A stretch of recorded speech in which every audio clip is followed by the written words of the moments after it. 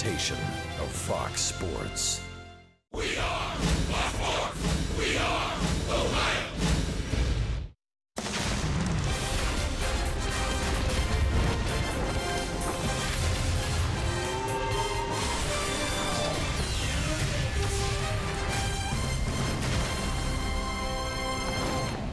They're coming from everywhere in the tri-state area on this hot and steamy Sunday to Great American Ballpark. After winning 7 of their last 10, the Cincinnati Reds on Fox Sports Ohio will try to complete a sweep of the Oakland A's. Coming up next. Hi, hello, and welcome to Cincinnati, everyone. Along with the Cowboy, Jeff Brantley, and Jim Day, I'm George Grant. Well, what a roll the Reds are on. We've talked about the offense a lot, but how about 3 straight quality starts? Well, I think the key to the last few games just show you what pitching can do for you. You get consistent pitching, not only in the starting rotation, but out of the bullpen, and you've gotten great defense to go along with it. I think that's the big key. When you've got guys starting, they're able to throw strikes, they're able to move the game along quickly, you get guys playing well behind you. 3 straight quality starts. How about John Lamb? His last 2 starts, they've been pretty good. They really have, George. He's been aggressive with his fastball and the changeup. Almost impossible to tell at release point whether it's a changeup or whether it's a fastball. Unless you see a swing like that, then you know it's a changeup. When John Lamb is throwing strikes with his off-speed stuff and then surprising hitters with the fastball, you get those kind of numbers. Well, that's the story of John Lamb. The other side of it, from an Oakland standpoint, just like the Reds, they've had a whole host of injuries during the course of the early part of this season. The Reds are just starting to get guys back. They just lost Rich Hill. Yeah, 2 smaller market clubs. It's not like you can go out and make a huge trade or try to sign a free agent. When you lose guys that you're expecting to be in your starting rotation, especially this many guys, well, the losses follow. Kendall Graveman will get the ball today, and while he has not been the best pitcher, he's been the most consistent. He's taken every start. Yeah, he's been able to take every start. Sonny Gray along with him, but Gray was on the 15-day disabled list. The key for Graveman all comes down to the sinker, that ball that runs away from the left-handers and into the righties. When he's down with that, that gives him great effect with the slider. If he's up, he's going to have a problem. Well, like you like to say, let's get it on, Cowboy. JD will talk about the starts the Reds have had of late.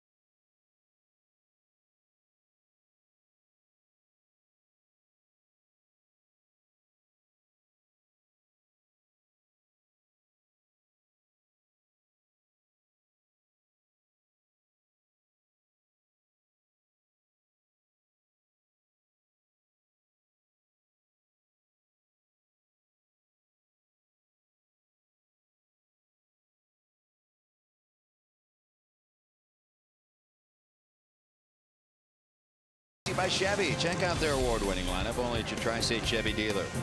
By Cincinnati USA Regional Tourism Network. Stay close to CincinnatiUSA.com. And by Skyline Chili. Feeling good. It's Skyline time.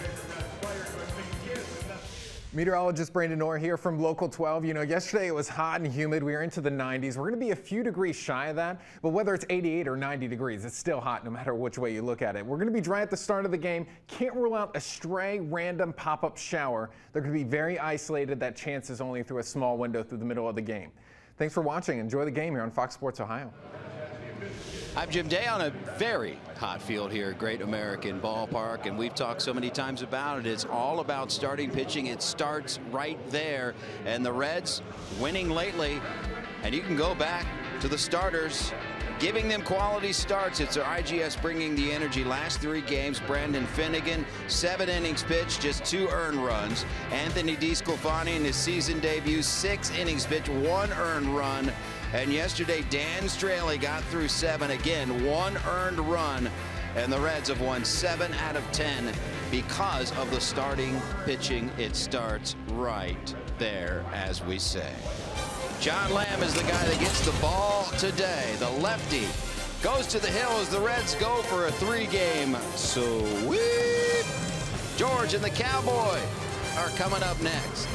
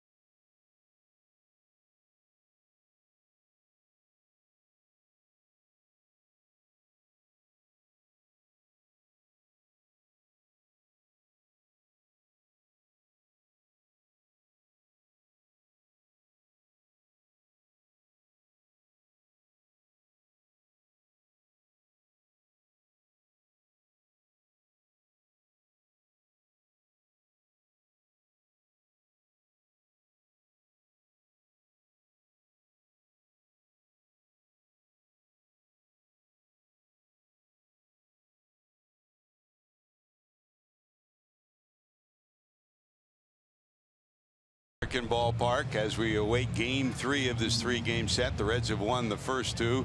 Hot, steamy day, but a very special day for all those young kids, Cowboy. Man, it's a moment that they'll remember for a long, long time. Yeah, well, you run out on the field on a regular basis and you take it for granted. This is just what you do. But for a youngster, especially those, and some of them look like they're maybe 4 or 5, maybe a couple of 10-year-olds out there, but it's got to be something special. And just standing and waiting on the fellas to come on out to the field. Well, whether you're 5 or 25 years old, as John Lamb is, marching out to the mound is pretty special. He'll deliver his signature to the youngsters standing on top of the rubber, and we're about ready to play baseball here at Great American Ballpark. Let's check the starting lineup for Bob Melvin and the Oakland A's. The A's struggled during the early part of this season. They've now lost 9 straight on the road, 7 straight overall. They have won only 1 game in the month of June. They have not hit a lick. Coco Crisp has started the series pretty well with base hits in his first 2 at bats. He's 0 for 6 since, so 2 for 8 is Coco Crisp. Jed Lowry comes in at 294 with a homer, 19 knocked in. Danny Valencia has been one of the league leaders in hitting all year, is in at 338. Chris Davis will be back in the lineup. Butler will get his first start of the series. The former Kansas City Royal power hitter will play first base. Marcus Semien, the young outstanding prospect, at short. Fegley behind the plate. Smolinski will play right. And Kendall Graveman is your starting pitcher. And there is Bob Melvin. Melvin, of course, a longtime friend of Brian Price. They were together in Arizona when Price was his pitching coach. When he got the job in Oakland, the first guy he wanted was Brian Price. The Reds circumvented that by signing Brian Price to be their manager. They remained very close. They have a great deal of respect for each other. Brian saying he learned a lot about life, not just about managing, from Bob Melvin. 2 years in Seattle, 2 years in Arizona, and now 5th year in Oakland. On the mound for the Reds, the lefty from Southern California, 25 years of age, 6'4", 205, and boy, he's had 2 great starts back-to-back, Cowboy. Trying to make it 3 in a row, and one of the first start that got him going happened to be in Colorado, a place not really well known for being any kind of pitcher's paradise whatsoever. But the game Lamb pitched there, I think, really gave him some confidence. It showed up again in his start against the Nationals, and I'm sure the Reds would like to see that show up again here this afternoon. Now, Tom Browning always said, I learned a lot more from the games I lost and the games we lost from the games I won. And I think this team had a turning point when they had 17 runs scored against them in Game 2 in Colorado. They could have folded up their tents. They've been a different team since then.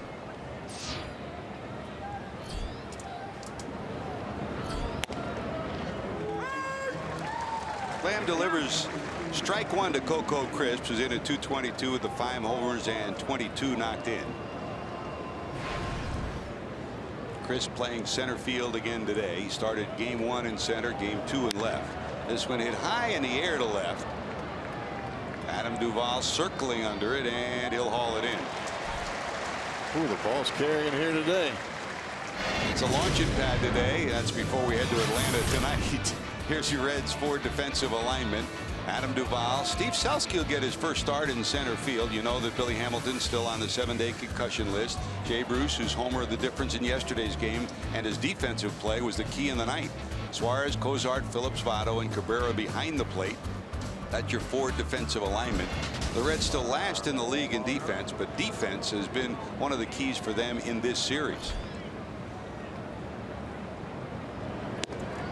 You've watched Selski the last 2 spring trainings, and he impresses you at the plate, and wherever you put him in the outfield, he's solid. Yeah, he seems to be rather patient as a hitter, confident in his abilities, not jumping at the baseball. We'll see how he does in center field today.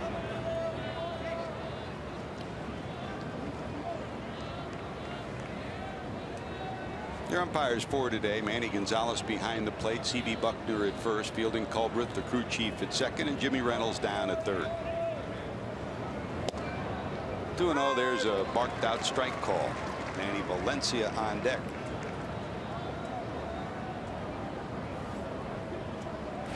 Lowry, now 31 years of age, comes in with those 19 runs batted in on the season. Predominantly a shortstop throughout the early part of his career, and as it happens to everybody, when you turn 30, you start playing second and third, and he's been pushed over to second by Semien, the young shortstop. And the A's have a 3 or 4 pack of young middle infielders coming up. That's a bloop into right, and that'll drop for a hit. So Lowry gets a base hit. 1 out and 1 on. It almost seemed from the first pitch of that at bat that Jed Lowry had made up his mind he was going to hit the ball to the right side of the infield. Trying to cut a fastball in, and it just doesn't quite get in enough. Didn't hit it well. But you see a good swing there by Lowry, getting his hands inside the baseball. Lowry came in as one of the hottest hitters in this lineup after coming off the disabled list the last week in May. That's his first hit of this series. His average was over 300 when the series started, down to 294. Here's Valencia with 9 homers, 23 knocked in. Yeah, the A's are in a similar spot that the Reds found themselves in when they were in a losing streak, only hitting .219 on this road trip. They've lost every ball game. When they've gotten some hitting, they haven't gotten good for starting pitching. And when they've got good starting pitching, they haven't gotten any hits or haven't scored any runs. They got hits off DeSclafani. They just didn't put any runs on the board. Which is similar to what the Reds went through for the better part of 2 months. 1 ball, no strikes. That's up and away. John Lamb, of course, one of the 3 pitchers that came to Cincinnati in the deal with Kansas City for Johnny Cueto last year. We have seen 2 of those 3. I imagine we'll see all 3 before we get too far along here in this season. Cody Reed would be the 3rd one. All 3 of them appear to be projected as solid members of this Red staff in years to come. And wouldn't that be something? You get 3 left-handers from one organization for Johnny Cueto. Now, granted, they won the World Series. But if all 3 of those guys pan out as starters over the year, that's going to go down as a great trade for both teams. They got what they needed. The Reds got what they wanted. That delivery's up high. 3 balls and no strikes. I think ultimately when you're making trades, I'd like for it to be good for both clubs. Sooner or later you're going to have to do it again. And if you are taking advantage of the guy that's next to you, he's not going to want to deal with you next time. 4 wide ones, and there's the first walk given up by Lamb. Maybe spend a little too much time with a runner down at first. So John will take a step off the mound, take a big deep breath, grab the rosin bag, and Cowboy, this is one of those days where you need the rosin bag, huh? Yeah, you're going to have a bit of moisture on not only your hand but on your wrist as it comes down into your hand. But I look at Lamb right now. He's working a little bit in a slower pace than what he did in those 2 starts that we showed you earlier. When he's working quickly and throwing strikes, that's when he has his greatest benefit on the mound.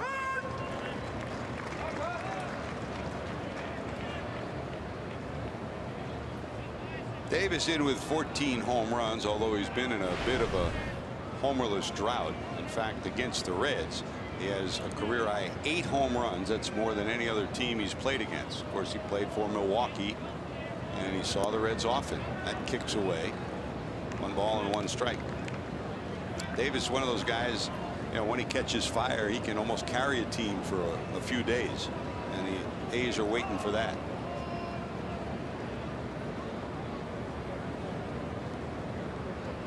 American League, he'll DH some, he'll place left some, and he'll pinch hit quite a bit. Just doesn't appear that John Lamb and Cabrera are on the same page, and here we are in the 1st inning.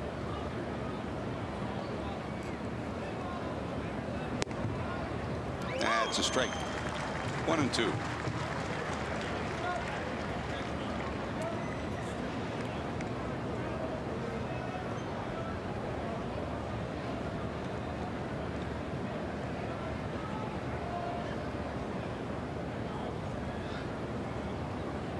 Two on, 1 out. Reds hoping to turn another double play. Double plays have helped them measurably in this series. 4 twin killings in the first 2 games of the series, and it's been significant that when DeSclafani was in trouble or Straley was in trouble, they got bailed out with twin killings.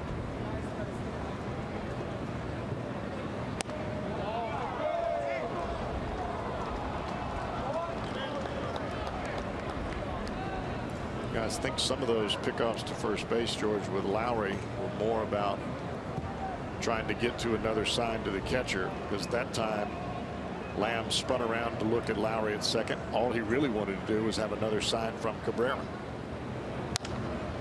Ripped into the seats down the right field line.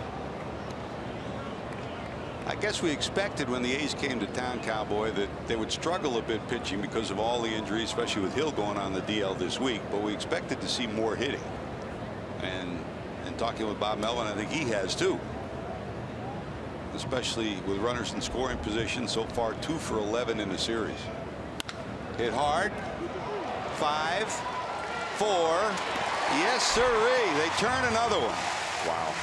Lamb gets a great start of the twin killing from Suarez. Phillips turns it, still scoreless, bottom of 1.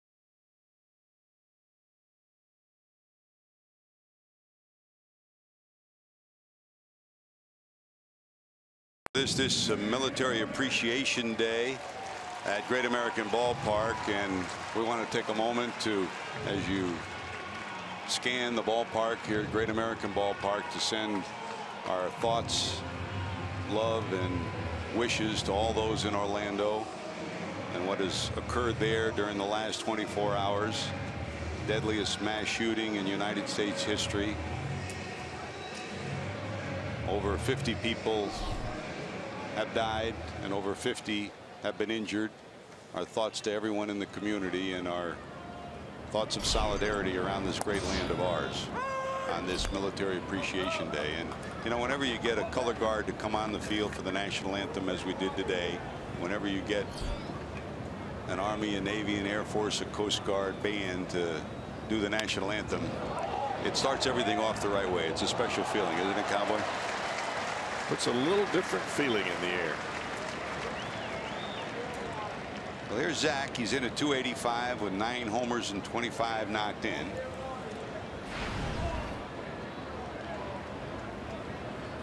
The Red shortstop has been part of those 3 of those 5 key double plays that the Reds have had in this series already. Suarez has started 2 dandies. The one he started and that inning, Cowboy, probably his best of the series. Yeah, not only a fine job to get to the baseball, but to right himself and make a throw right to the chest of Phillips. On the mound for this Oakland team is Kendall Graveman. He comes in 2-6 with an ERA of over 5. Not spectacular, but he's answered the call for every start on a staff that's been often injured this year.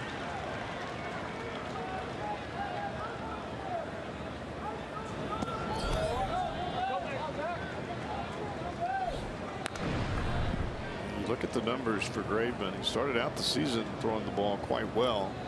Had a little bit of an oblique issue. He did not miss a start. But he's had a tough time getting that sinker back down in the strike zone. Good hard slider away. Sits usually somewhere between 93 to 95. But the movement on the fastball, in on the righties and away to the lefties, sets everything else up. Ozarks battle back from 0-2, now 3-2. Graveman 25, 6'2", over 200, and he's got similar roots to you, huh? He does. Both ways. Grew up in Alabama and played at Mississippi State.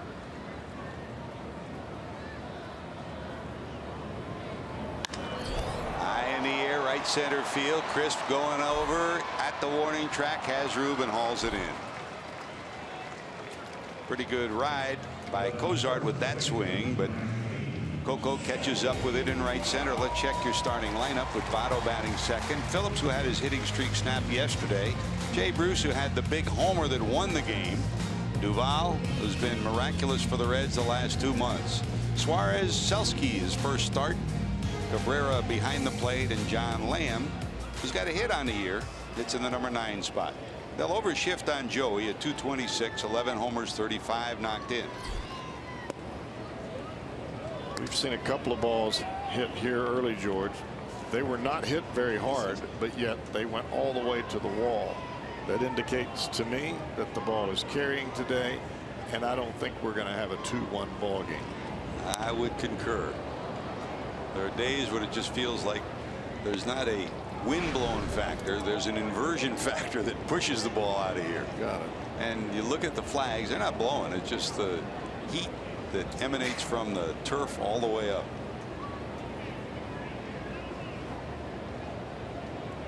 One ball, one strike to Joey. Down low. Votto with those 11 home runs, sitting on 203, tied with Eric Davis, 9th on the club's all-time list. Junior's next with 210.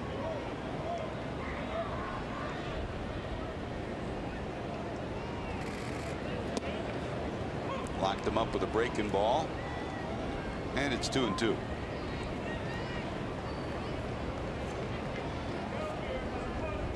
And that was not a super snap-off breaking ball. It was just a breaking ball that started in the middle of the plate, and as soon as Votto saw the spin, he laid off of it. He was looking fastball. Rocketed down past Freddie Benavides, who's in the Reds' first base coach's box. And as usual, Billy Hatcher sitting in the third base box for Cincinnati. Always smiling. How can you not be when you're at a ballpark, huh? 2-2. Check swing, hanging in there is Votto. Reds will leave after today's game to hit the road. Their road trip begins in Atlanta, goes to Houston and to Anaheim. Looked like a high changeup there. Votto saw it as a fastball, and he started to swing. Ball wasn't there yet. 2-2. They get to 2 strikes, and they break the overshift to the right side, and the shortstop Simeon comes right back almost to his normal position against a left-handed hitter. Not many teams do that, but it's smart to do, because Joey will go the other way often.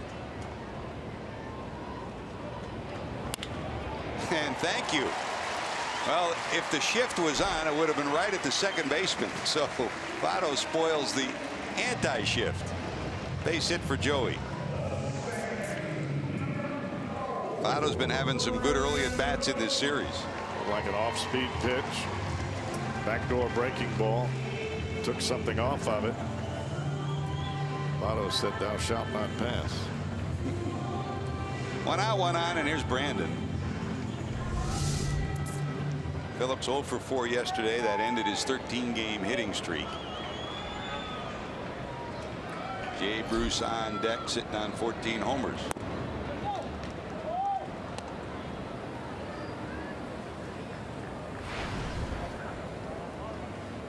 You can really see Kendall Graveman concentrating on trying to keep that sinker down in the strike zone, but he's missing so low that it's causing him to fall behind in the count.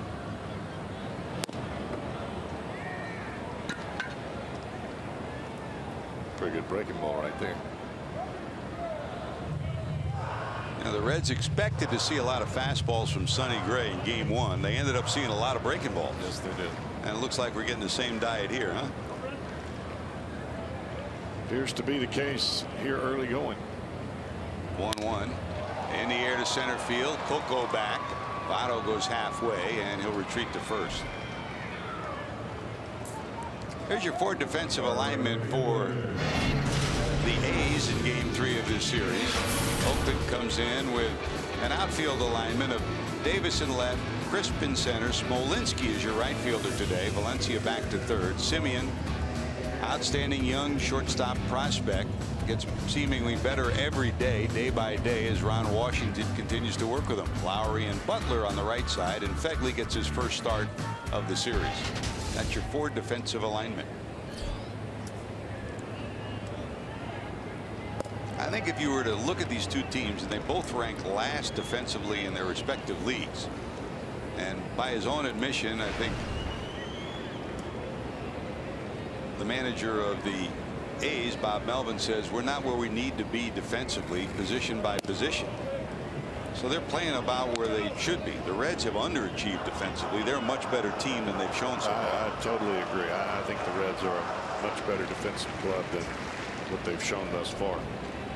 But things are starting to turn around. They're starting to turn some double plays with regularity. Hit hard to center, but this is going to stay in the park. So a couple of pretty good hit balls, but nothing to show for it for the Reds. Going to the second, Butler leads it off. We're scoreless.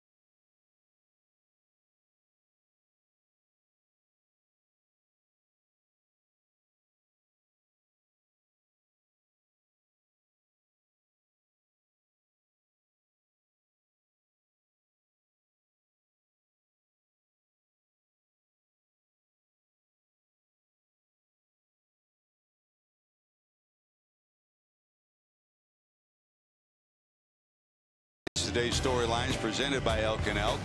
The 3-game opponents on the road trip: Atlanta 18-43, 5th in the National League East; Houston 30-34, 4 games under 500; and Texas 38-24, 1st in the American League Western Division. That's your road trip, Cowboy. The Braves, they were horrible at home. They've won a few more games of late. This is their last season in the ballpark, the old Olympic ballpark. They'll move into their new ballpark next year. Hard to believe it's the last year at Turner Field.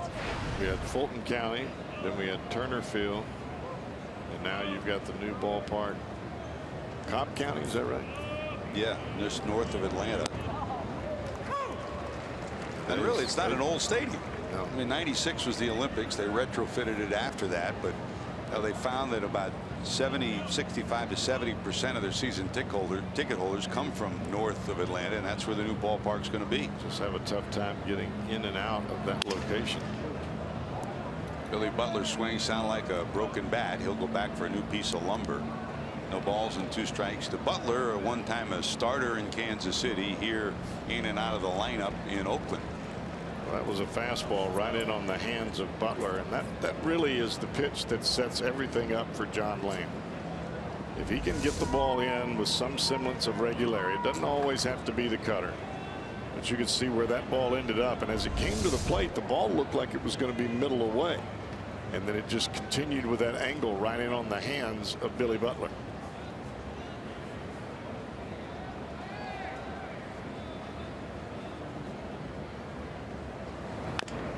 Fouled at the plate again by Butler. Came right back in there.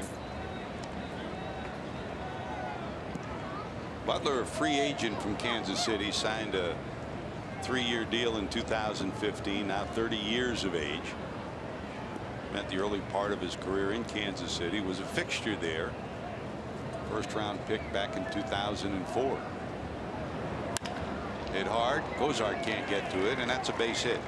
Second base hit for the A's. Leadoff hitter on here in the second, and here comes Simeon, the shortstop. Not sure I agreed with that pitch, George. Looked like a cutter that was going to be backdoor. You've already seen back-to-back pitches that are coming towards the hitter, and this one does the same. It comes right back over the plate. I think that was one of those times that the changeup from John Lamb, he wanted it to tail away, and it just cut right back over the plate. So there is some speed in this lineup. Butler does not represent that speed. You don't expect him to be going at all.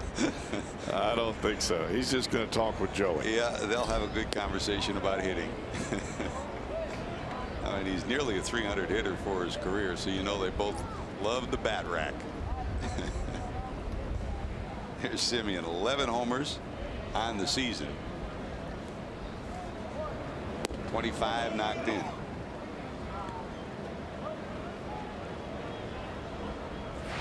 Well, after getting ahead of Butler quickly, he's behind on Simeon, 3-0.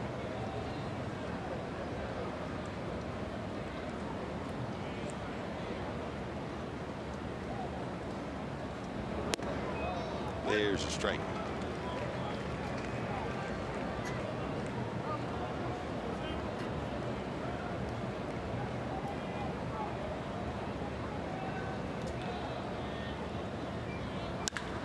Rocketed. If it's fair, it's trouble. It will be fair and gone. A 2-run home run for Marcus Simeon, his 12th of the year. Now 27 runs back in, and it's a 2-0 lead for the Oakland A's.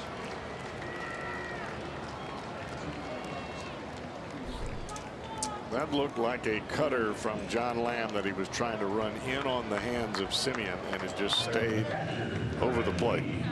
This happens when you get behind in the count. You can't afford to run it way in, so you try to hit the inside corner. And just an inch or two that you leave it on the plate allows him to get the bat head to it. Well, Simeon delivers his 12th round tripper, and Oakland has a lead, 2-0. And here's Fegley, today's catcher. Fegley in at 298, no homers, 4 knocked in.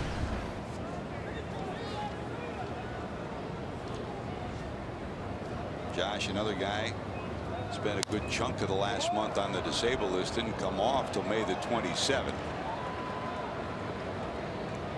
One swing of the bat for the A's, and they score more runs with that swing of the bat than they did in the first 18 innings of this series.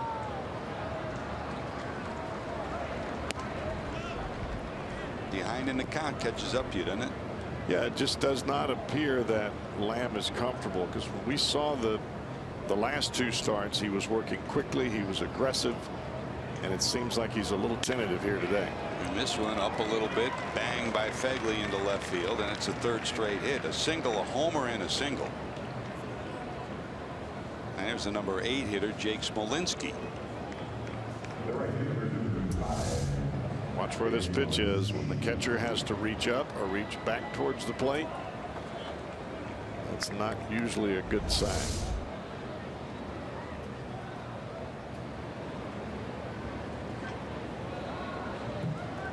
Here's Smolinski, called up after starting the year in Nashville, where he'll play all 3 outfield positions. Today he's playing right. This one high in the air to center. Back goes Selski at the wall, looking up. It is gone. I'm telling you, George, that ball is carrying today. It just kept carrying. Selski thought he had a shot at it when the ball left the bat. It just kept going. So 2 2-run homers here in the second, and Oakland has jumped off to a 4-0 lead. Smolinski's 2nd homer, 8 knocked in on the season. Backdoor cutter, and it cuts right back over the center of the plate. Now Smolinski got good wood on the ball, but that baby just kept going.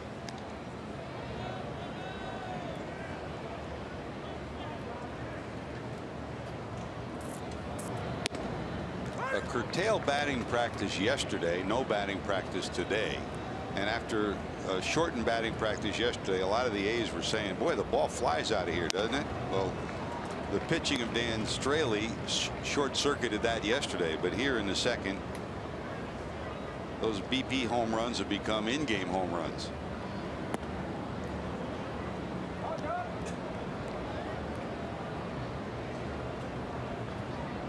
Like real estate, huh? Location, location, location. That's what pitching is about. There's a call, strike 3 to Kendall Graveman. And that's the first out of the second inning. And the first strikeout for John Lamb. When you're a pitcher, your thought process should be to disrupt the timing of the batter. If you're thinking that you're going to overpower him, more times than not, you're going to have a problem.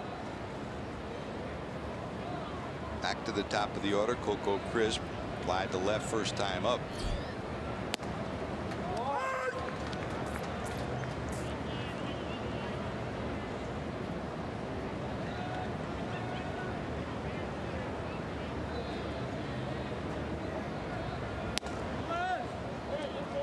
Little low, 1-1.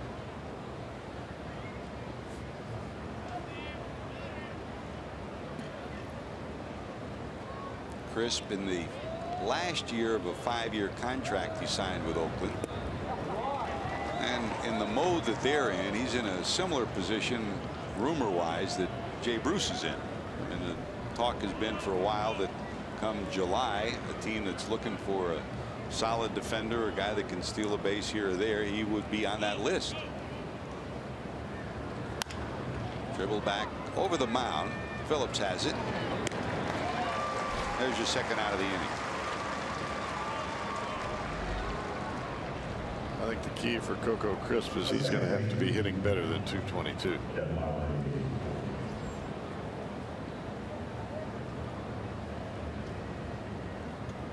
Seemed like yesterday he came up in Cleveland, doesn't it? Oh, it's 14 years ago. Man.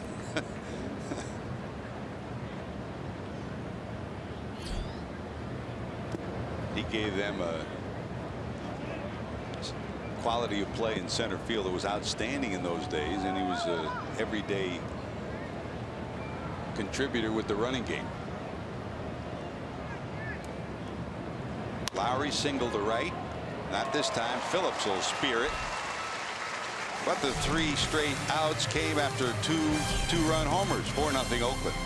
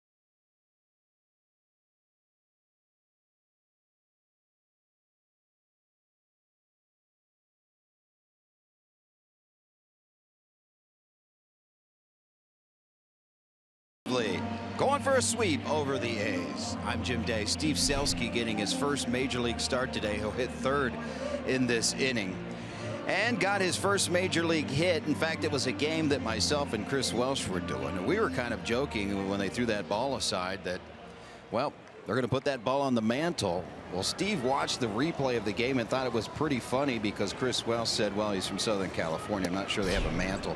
Put that ball on a surfboard, which he really thought was funny. But he said the funniest thing of all is they do have a fireplace, but it's a fake one. you're California. You can't burn wood in it. It's just for aesthetics. Still works though. But boy, what a bloodline, huh, Cowboy? Got that right. Here's Adam Duvall. Suarez and then Selske will follow. Duvall at 264, 17 homers, now 41 knocked in on the season. Hit safely in 8 of his last 9 as he digs in there. And that's a swing and a miss and a strikeout. The first one for Graveman, 1 away here in the second. Cowboy, there you go. I don't want all that rabbit food. You like barbecue shrimp, not cold shrimp, right? Right. I didn't see any batter on that plate at all. Fried chicken. Suarez broken bat to short, caught in the air, but they'll throw to first in any event. Great job by Simeon. You know how tough that is, Cowboy. How many times have you seen a head of a bat coming at you and the ball? What do? I thought Simeon handled that rather well. He picked up the bat and the ball at the same time. The ball did bounce, so he went ahead and threw it on to first. Normally when that batted head is headed your way, you get a lot of shortstops that back up. Now, if that ball had hit the ground and he wasn't able to catch it on a short hop, it would have had some funny spin to it.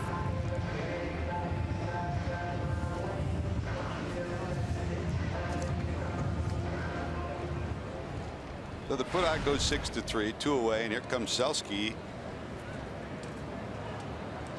1 for 3, his first major league hit coming this week. Let's go back to Wednesday. Cowboy Selske came up Tuesday from Louisville, second stint with the Reds, made his major league debut, and there's another hit. Take a picture of that scoreboard with the average on it. Base hit for Steve. He's been highly regarded by everybody who's worked with him in the minor leagues. Here's another look. If you hit, they will find a place for you to play. And he's hit. I mean, you look at him in the minor league starting, you know, Billings, Dayton, Bakersfield, you know, 281, 348. This one hit the left. Going over is Davis. Can't get it. Here comes Selske around second. He's going to round third. Billy Hatcher sending him. Here comes the throw. It'll go over the cutoff man. And how about Ramon Cabrera? A 2-base hit that plates a run, and the Reds are on the board.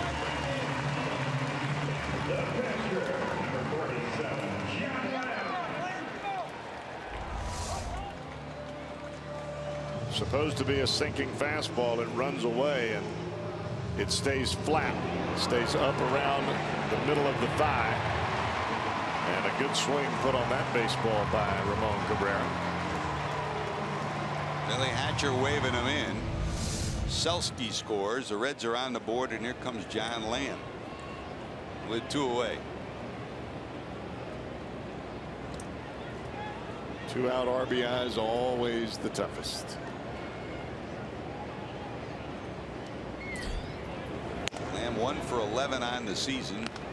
Base hit here could get the Reds' second run in.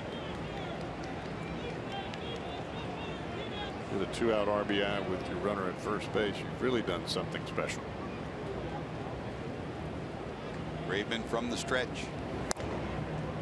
Hardy on that swing, and it's 0-2.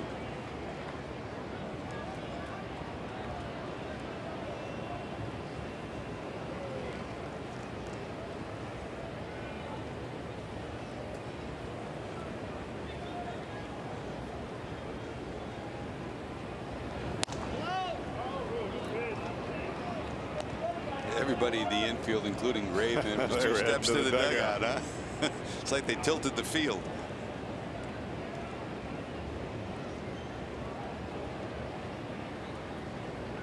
One and 2.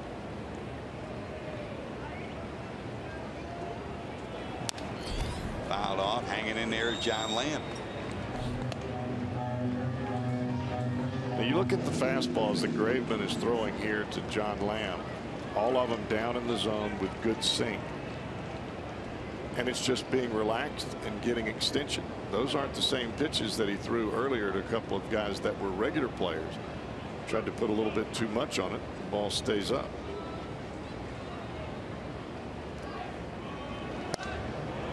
You got him. That's strikeout number 2 for Graveman. The Reds with Ramon Cabrera cashing in an RBI, now trail 4-1.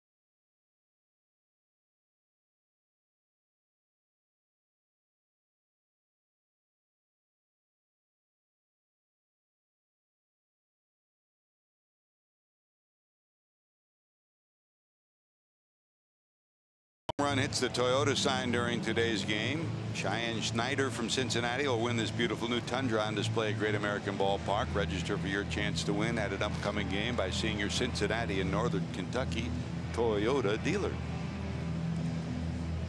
Great to have you with us. George Grand, the Cowboy, Jeff Brantley, Jim Day, and our whole crew down in the truck. Brian Hunterman, our producer. Roy Alfers, our director. Jim Day is in the truck. If he's smart, he is. Matt Sigafus taking care of some highlights for you. Lauren White with some graphics help, and of course our pregame crew, Kent Dreamweaver and Ron Millinor, the whole crew. With good to see Jeff Picoro back at the ballpark after taking in the Italian festival in Kentucky. We didn't think he'd show up today. And Brian Giesenslaw with our pregame festivities, and we'll be back to wrap it up with the postgame story too.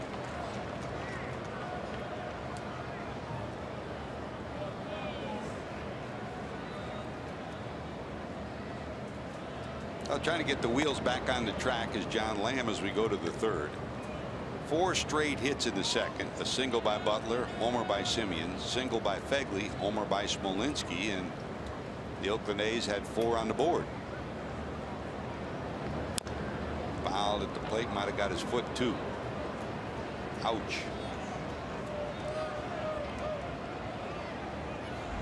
Cutter in on his hands. Ooh, right off the top of the foot. On the toe.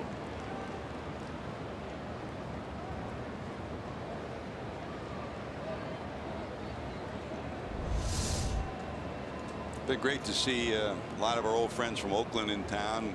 One of them, of course, Ray Fosse, the great catcher. Mike Aldretti, I used to play with him in San Francisco. Stanford product. He's in the first base coach's box for the Oakland A's. I remember, this has been years back, but Nolan Ryan, they asked him, who are the 2 toughest hitters that you faced? He said Will Clark and Mike Aldretti. And I thought, well, I'm playing with these guys. It's a pretty good compliment right there. I think Mikey blew that up and has it framed in his office at home. I would. Words. Now Will Clark belongs on everybody's list. Boy, Will the Thrill. Another great college player, Golden Spikes winner. There's his first at bat. Will hits a home run off Nolan Ryan at the Astrodome, dead center. That's a pretty good way to start your big league career. That. And a guy who's the bench coach for Bob Melvin, Mark Kotze, first at bat, College World Series, a home run.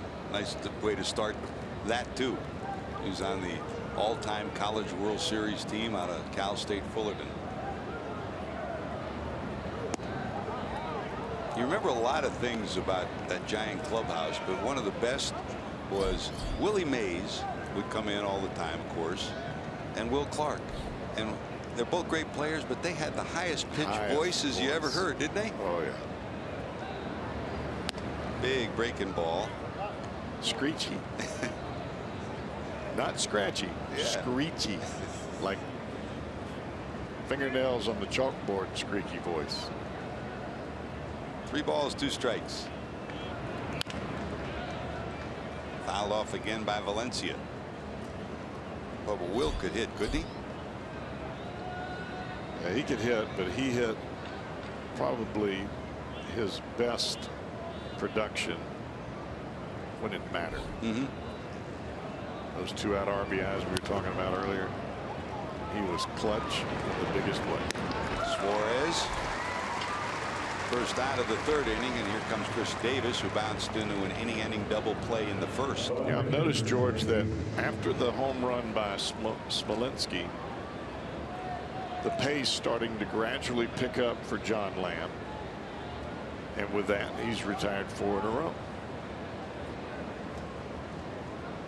I think sometimes you're trying to stay relaxed and make pitches, but when you don't work quickly, that release point tends to get in a different spot and you're not as aggressive.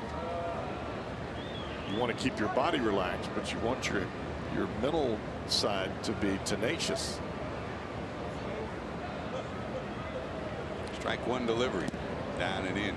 I still have a t-shirt that Cal Ripken Sr. gave me when Ray Miller was the pitching coach for the Baltimore Orioles. Work fast, throw strikes, change speeds. Pretty good dictum, huh? Pretty simple. Sounds like it.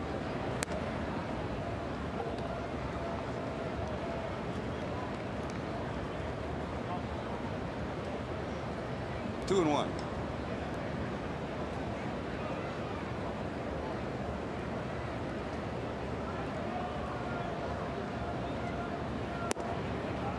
Just missing on the outside corner. 3-1.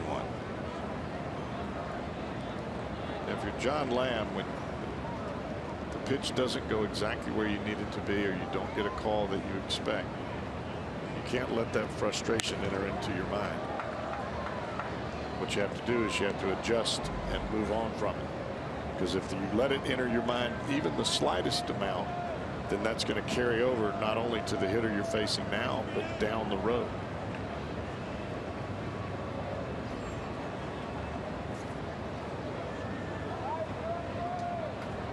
Full count, 3-2.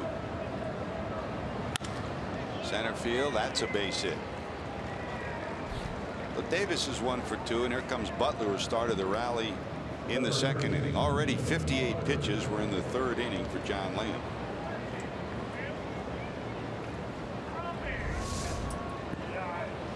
Fastball, 4-seamer up and right at the mask of the catcher.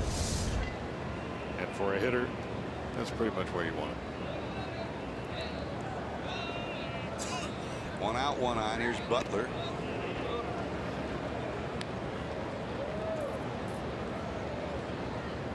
On a day like this, too, you know, we talked about Denver, how different it was with no humidity, getting a grip on the ball, trying to throw your breaking ball. Isn't this kind of a mental and emotional battle on a hot, humid day to almost rule that out, to fight through it? It is. And on a day like today, that's when you want to work quickly, throw strikes, change speeds, as your t-shirt said. But when you're dancing around the zone, and this is part of this, is not having faced the A's. It's a new ball club.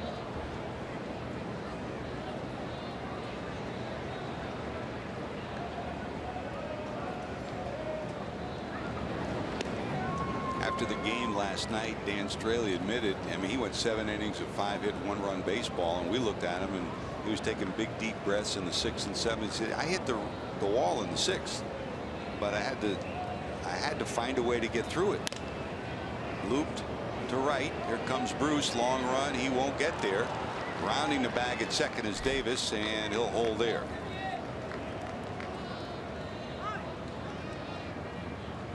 There are days on the mound and at the plate where things come easy, as we see this ball look like it was hit right off the label of the bat by Billy Butler, but it lands in a perfect spot where Bruce can't quite get to it. There are days that you're going to have where things look and feel great and the game seems easy, and then you're going to have days like John Lamb is having right now where you're going to have to push through it. There's a little bit of frustration, and you've got to figure out somehow to keep your team in the ball game and not allow this game to slip away. It's a 4-1 ball game right now. You've got to figure out a way to get through this inning, not allowing another run to score, and give your offense a chance. As we mentioned earlier, the ball's carrying today. This is a day where the Reds could catch up with one swing of the bat, but you let it get way out of hand, trouble. A bit of a pep talk from his pitching coach, Mark Riggins. Riggins will head back.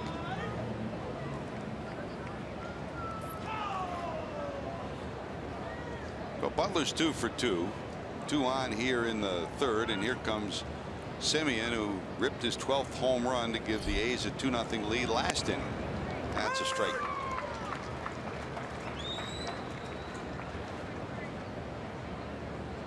And you know John Lamb's story. He had back surgery in December. In addition to that, he jammed his thumb earlier in the year and had a couple of tweaks. So you're always wondering if maybe the back is acting up, maybe the thumb is acting up.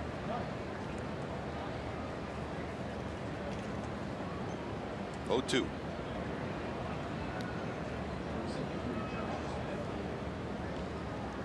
Those issues have to be decided before you ever take them out. You go out and you warm up and you're ready to make the start. You got to be ready to play. Oh, and what did a it play. again. Suarez started a 5-4-3 double play in the 1st. He ends this inning on a 5-4 double play, snaring this liner. 6th double play of the series for the Reds.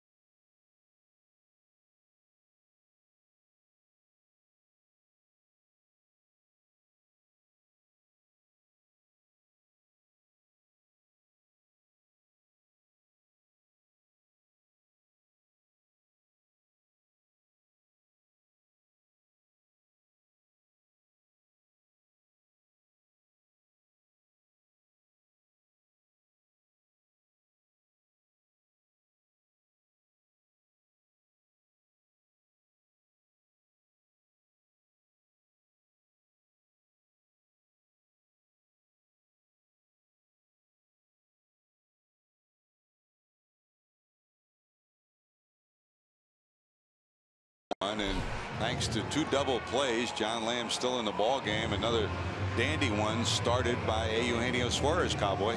Hey, you got to keep your head on a swivel. You hear that all the time. Suarez catches the ball. He looks to first, but out of the corner of his eye, he sees the base runner off second. That's just a great play and a great awareness, just instinctive, catch the ball, know where your base runners are, and you make the play. Great anticipation. Phillips coming to the bag right there at the right time, and they double up the runner at second. So 6 double plays for the Reds in this series. There's Cozart, flied to right first time up. There's a line drive to right that'll drop for a base hit. Leadoff hitter on for the Reds for the first time this afternoon, and here comes Votto.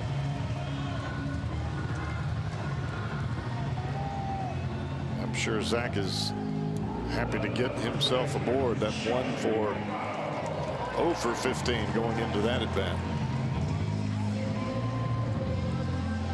Cozart, you face a hitter, when he faces a pitcher for the second time around, he's hitting at a 340 clip. I'll take that.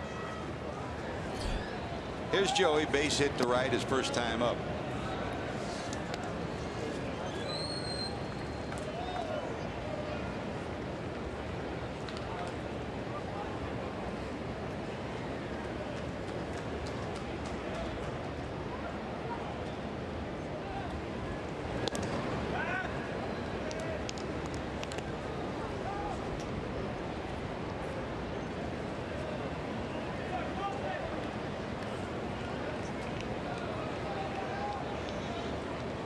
One ball to the Reds' first baseman with Phillips on deck. That's straight. You'd like to believe, George, that those plays like Suarez just made gives you a little bit of life, a little bit of energy on a hot, warm day. Cozart with a leadoff single. Got a chance to do a little damage here.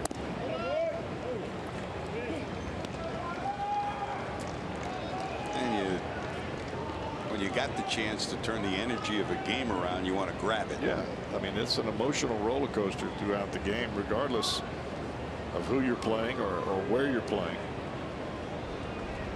When you have a little bit of that momentum and that little bit of feel good, you want to take advantage of it.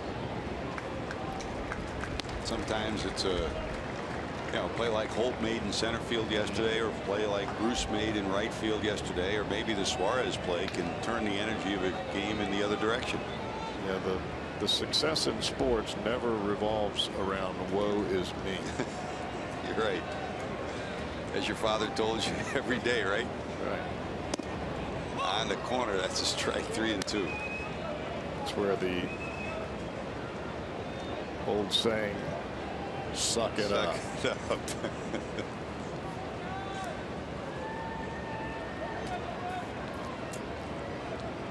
Dancing around the strike zone, nipping at the corners, Graveman, and we're in a 3-2 count to Votto. Cozart, short lead. See if he'll be going. He's off and going. Here's a swing and a miss. Throw in the dirt, but they get him at second anyways. Nice job by the shortstop Simeon to take the short hop. Now they put the hitter in motion. Votto strikes out. The runner thrown out. The base runner erased. There's 2 away. That throw from Josh Phegley almost hit Kendall Graveman right in the head. Cozart tries to pull his hand back and reach for the bag. If you're Kendall Graveman, you got to get out of the way.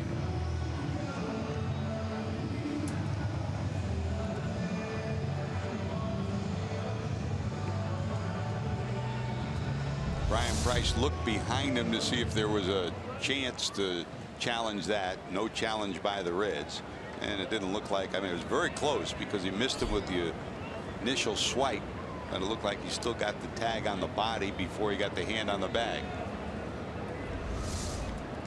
Watch Graveman here. And that ball went right over the top of his head. He's like, hey now. Johnny Bench did that to a few guys, huh?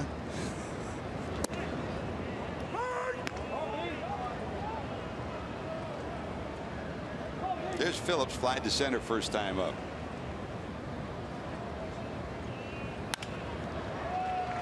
That'll bloop its way into right for a base hit. So the Reds' second hit of the inning, but the strike him out, throw him out double play leaves him with 2 outs and a runner on.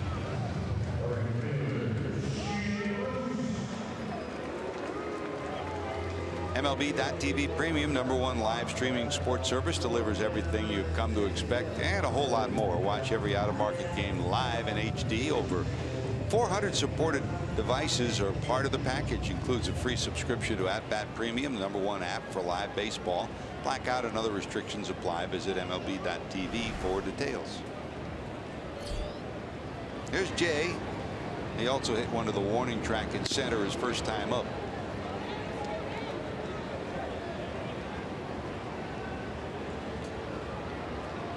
Now we talk a lot about Coors Field in Atlanta, the old Atlanta Fulton County Stadium that they used to call the launching pad. But in a ballpark like this, there's a pop-up heading towards the seats, and it'll be out of play. And we went to Denver, and you always know that they hit home runs there, but the Reds have hit more home runs at home than the Rockies have hit at home. So you're a couple of base hits, you know, as Bob Prince used to say, a bloop and a blast away from turning this game around. Yeah, that's why I was talking earlier about Lamb gathering himself and making pitches. You just don't want to let the game get out of hand. You give the hitters just some semblance of hope. They've got a chance to come back in this ball game. Ball and a strike to Jay.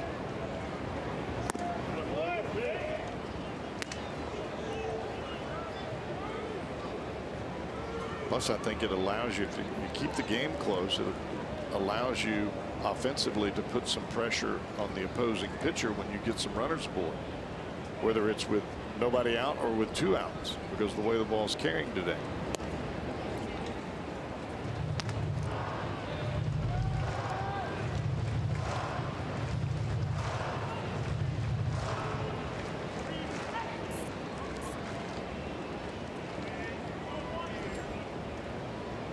Graveman peers in for his sign from Fegley.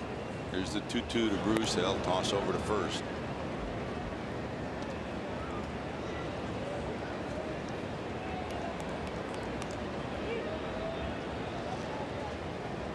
Homer by Jay yesterday, his 3rd career homer against Oakland.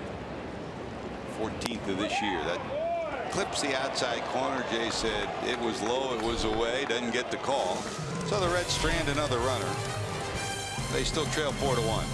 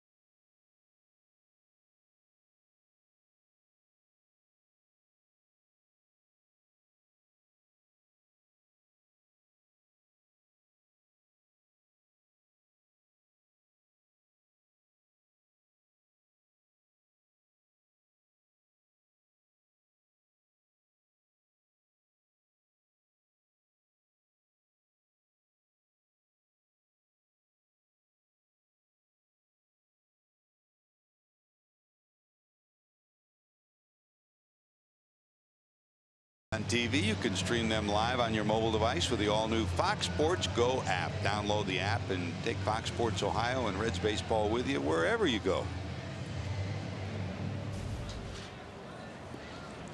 It's a hot, steaming one here at Great American Ballpark today. Temperature in the 90s, humidity high. Reds trying to complete a 3-game sweep of Oakland. They've got some work to do it. First pitch swinging, foul ball down the right field line and out of play by Josh Phegley, and a nice catch. Good job. Had some good catches yesterday in the stands, didn't we? Yes, we did. And of course, after today's game, there'll be over 300 fans playing catch on the field. Family Catch Day today. That's part of the community fund's continued effort to not just promote baseball, but make everything in Reds country just a little bit better. We talked yesterday, Cowboy, about what Kim Nuxall's done out at the Miracle Field out in Fairfield. I mean, that's been remarkable what they've done in honor of Joe Nuxall. That's down and in for a ball. 3-1. Yeah, I think that and the fact that the Reds Community Fund has continued to redo places where kids can have the opportunity to play baseball. There's a walk to Phegley, who singled last time up.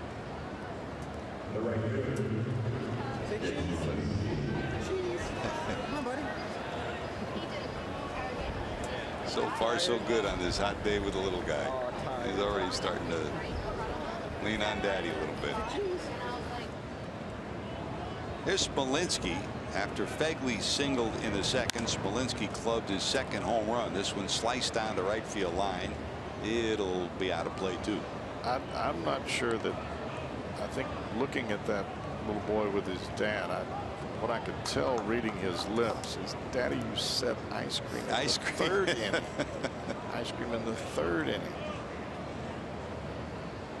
For you, you went the odd innings.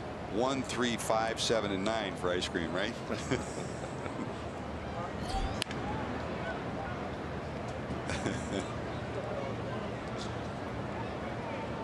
If they've ever thought about ice cream delivery, home delivery. Oh, back in the old days they did that. Yeah, I remember. I mean, when the milkmen used to come to your house, they'd bring the milk and the cream and those big glass bottles. You had that, didn't you? Because everything now is about convenience. Yeah. I think that was the first job I ever had.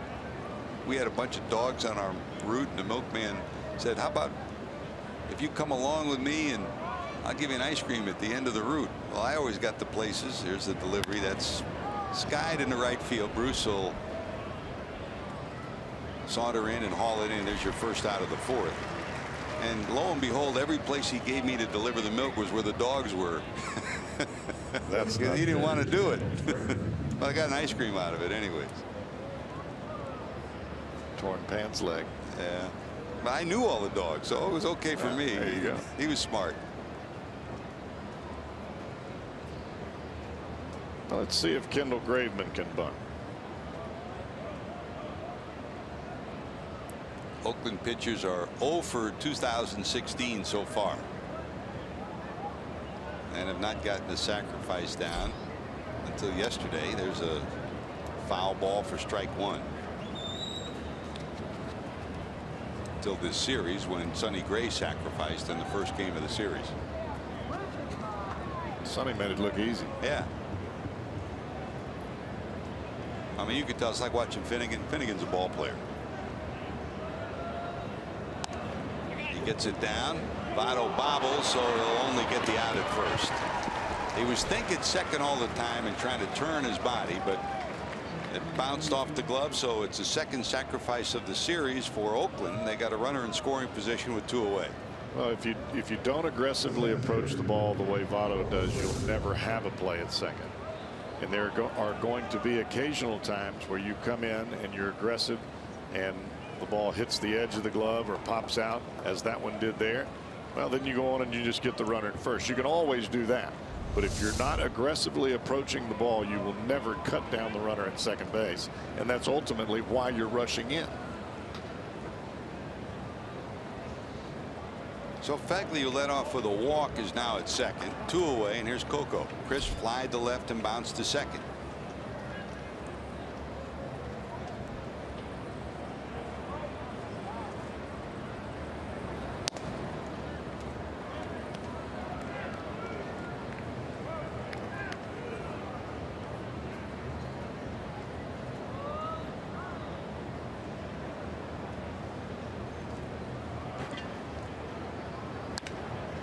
Jammed him, fouled off, and it's 1-1. That's Lamb's goal. Get the ball in, make the hitter speed up the bat, pull it foul, and back away with something off speed.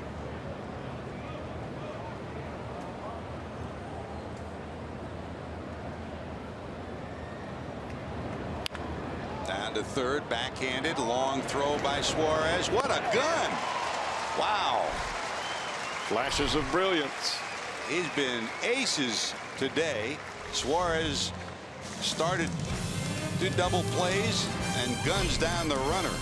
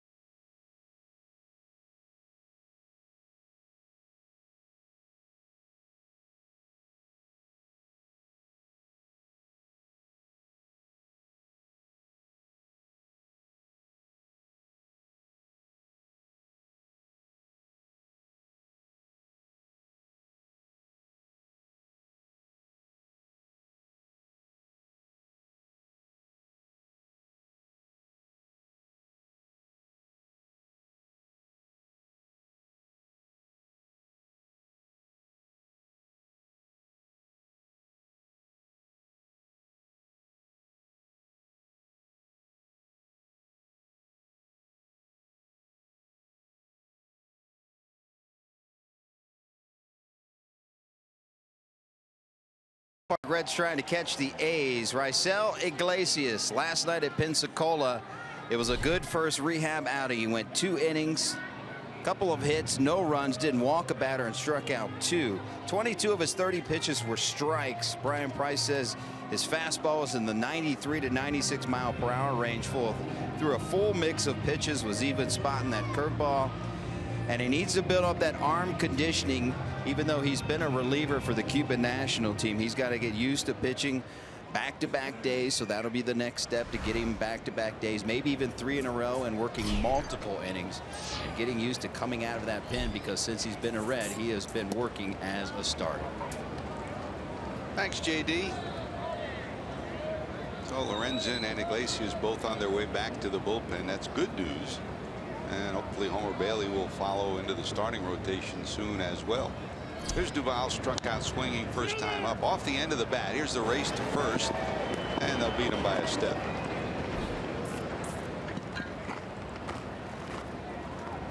College baseball activity. Adam Duvall's Louisville Ball Club leading Santa Barbara today 3-0 after losing game 1 last night. They piled up 10 hits already. They're in the bottom of the 8th inning with UCSB the home team today down at Patterson. McKay is homered, his 6th of the year. So all goes the way it looks like it's going. They'll be tied 1-1, go to game number 3 of that series down in Louisville. 1 away. Here's Suarez, bounced to short first time up, and Selsky will follow. Kendall Graveman seemed like he was feeling for the strike zone and for the fastball early. He is starting to come around a little bit. That last slider that he threw to Adam Duvall had some serious bite to it. When you're running fastballs in and you can get that slider in the corner, oh boy. Now, you grew up pitching in weather like this. You know, some pitchers, that grew up in northern parts of the country or even Southern California where you have less humidity, they don't like it. How about you? I love it. Yeah. This feels like one of those doubleheader Legion baseball days, doesn't it? Well, Well, it's awfully easy to get loose in this type of atmosphere with the weather the way it is. You don't get tight when you come in and sit on the bench. This is the kind of weather baseball was meant to be played in. 2-2. It definitely was not made to be played in that candlestick weather with the wind blowing about 20 miles an hour and the temperature at 50 degrees in July.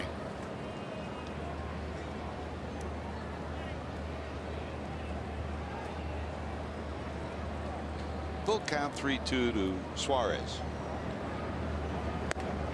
As ball 4, the Reds get a base runner as we're in the 7th spot in the lineup. Here comes Selski, who's singled his first time up.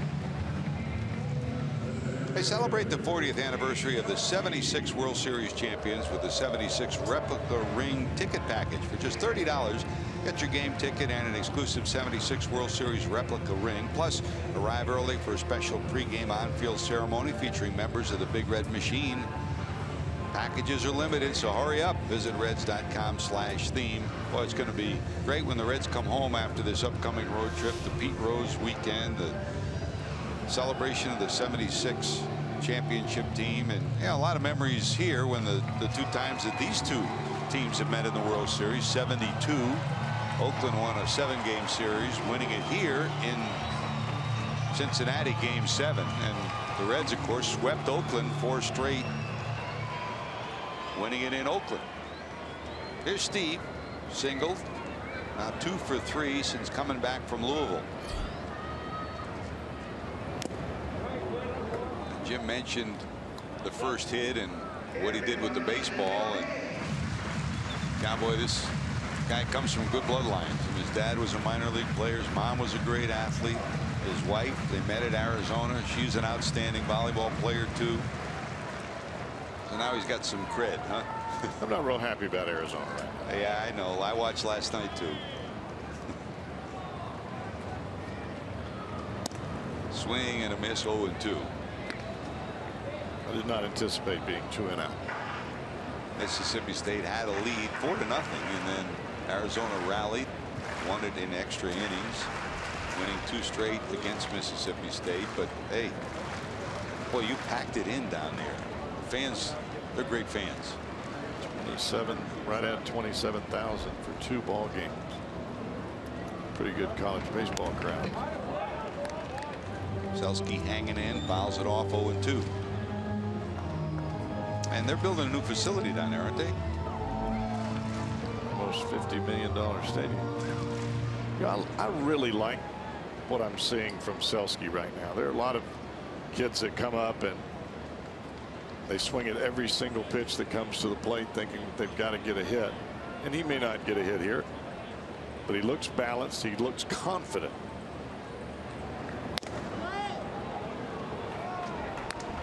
Just off the plate, 1-2. Probably might not want to take that one again. Almost identical to the one he just fouled off. I don't think Gonzalez will miss that one next time.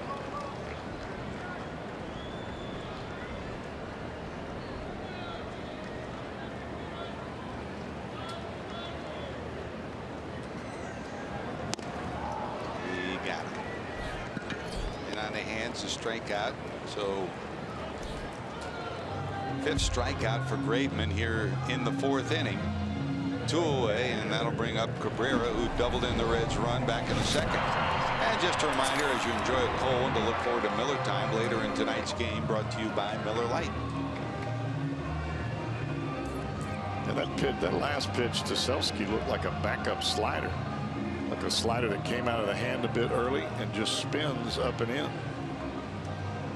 And for a hitter, George, you're expecting the ball, if it starts, and you can see this is a slider that he wraps, gets his fingers around. You're looking for that ball to break back towards the catcher's mitt and not to continue spinning towards you.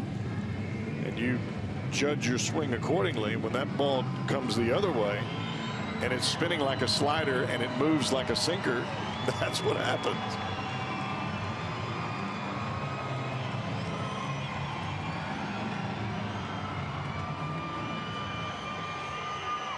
Sometimes the right pitch, bad results. Sometimes the wrong pitch, good results. There you go. There's Cabrera, the switch hitter, double to left. Chased home a run. There's a base hit into the right field corner. Rounding second, going to third is Suarez. It'll be first and third, 2 away. But again, the pitcher spot is due up. We'll see if Brian Price will make a move, and he will. John Lamb was in the on-deck circle, but with the Reds trailing by 3, first and third, 2 outs. Here comes Kyle Waldrop out of the dugout to pinch hit. Looked like a changeup that had a little bit too much velocity on it. Stayed up enough for Cabrera to be able to get not a solid bat head swing to it, but he got enough of the bat on the ball to rip it into right field. Here comes Waldrop, called up again from Louisville as a pinch hitter, 2 for 5 this season. Trying to give the Reds a jolt here in the 4th. Now, you're the manager, Cowboy. If you had a starter that was on his game, looked like he was in control, you might hang with him here early in this game. I think right now, for what Brian Price is thinking, all right, we're down by 3. If we could possibly just get 1 run here. When you have 2 outs, but you're just trying to chip away and get back in this ball game. And Lamb had 77 pitches in his 4 innings of work, so maybe get another inning out of him, and that might be it. So Waldrop. John not happy with the results of today's day. Swing and a miss, 2-1. The Reds have Waldrop left-handed off the bench, and of course Tucker Barnhart, the switch hitter, is available today. Ivan De Jesus, Tyler Holt, Pacheco from the right side.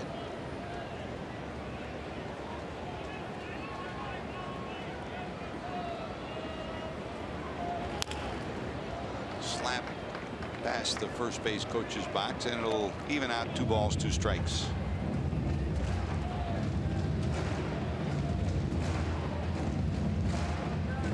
You watch Selsky, the youngster. He's more of a left center to right center type of hitter. And when you watch Kyle Waldrop, he is, I'm going to take anything that I can get the bat head on and try to jerk it down the right field line. There's one the other way, but in the seats. Good adjustment to that pitch away. No kidding.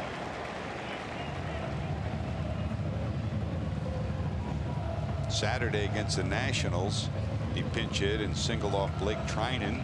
That gave him his first major league hit in this homestand. So he and Selsky both have a baseball that they'll cherish. He'd love another one right here. And his at bat against Trinan was a good one.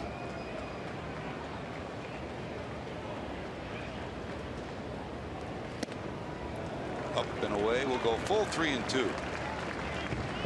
I have some of those keepsake balls myself, George, and every time you see them, it's not like you go in there and look at them every day, but when you do see them, or somebody's at the house and they want to see what you have, those memories become vivid immediately. It just takes you back to when you're 22 years old. 3-2, ball 4, bases loaded. Good at bat, fouled off 2 tough pitches. The Reds have the bases loaded, and here comes Kozar to the top of the order. Melvin getting a little inchy in his dugout. It's interesting in that at bat, George, after Waldrop fouled the ball off hard down the left field line, Graveman no longer stayed on the plate with the fastball. He started it on the outside corner thinking that Waldrop would chase it, and he did not. Very good at bat for a young hitter. Here's Zach, singled his last time up, 1 for 2. Big swing here, and the Reds are right back in this one. He's been pounding him down and in all day long today. Strike 1. A walk to Suarez, a single by Cabrera, and a walk to Waldrop have loaded the bases for the Reds. Coming in there again. Down and in, misses, 1-1.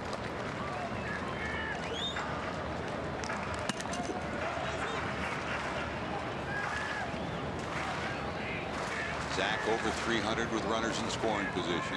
The Reds have 8 different players over 300 in that category this year. Dribbler down to second, and that'll do it. So the Reds will strand 3, and they'll stay 3 runs down. 4-1, Oakland leads it.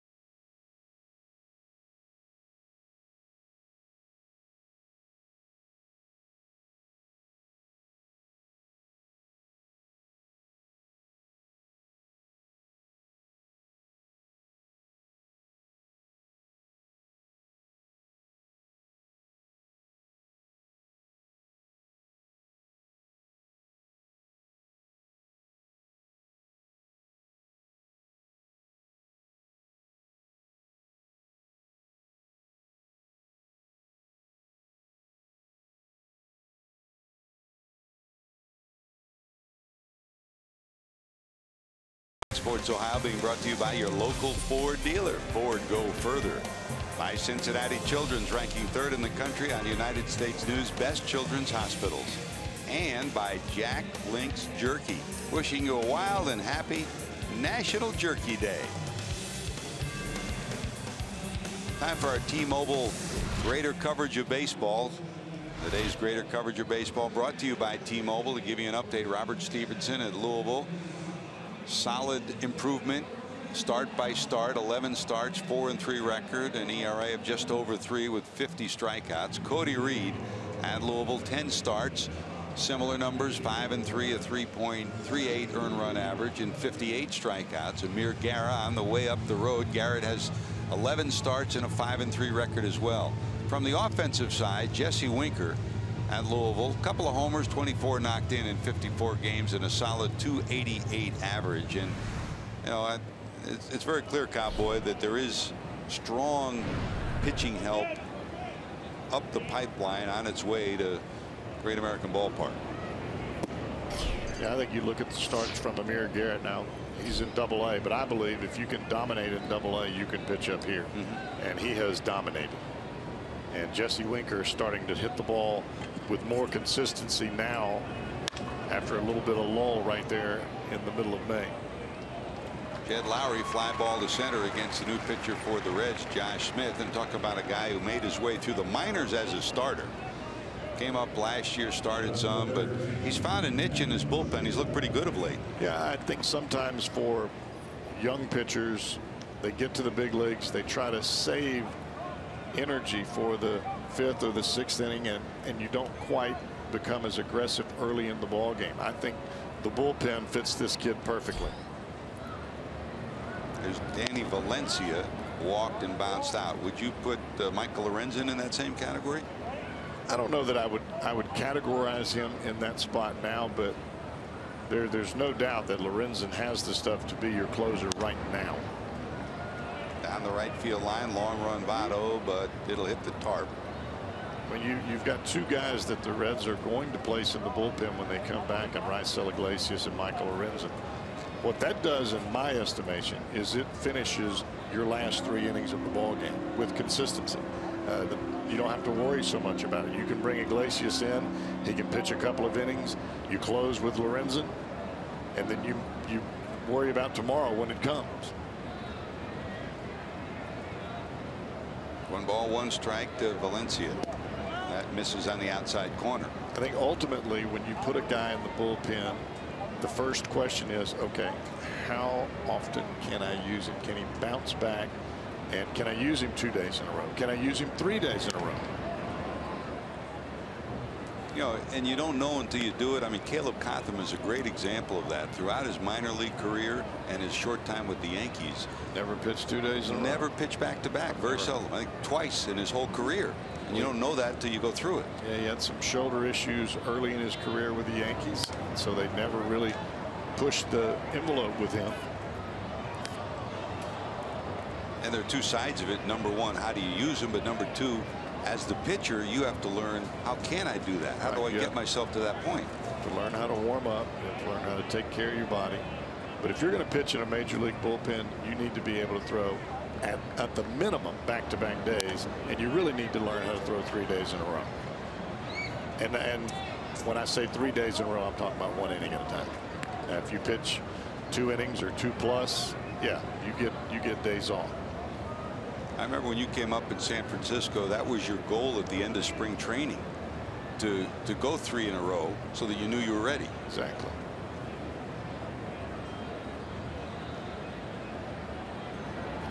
Swing and a miss. Good job by Josh. There's your second out of the inning.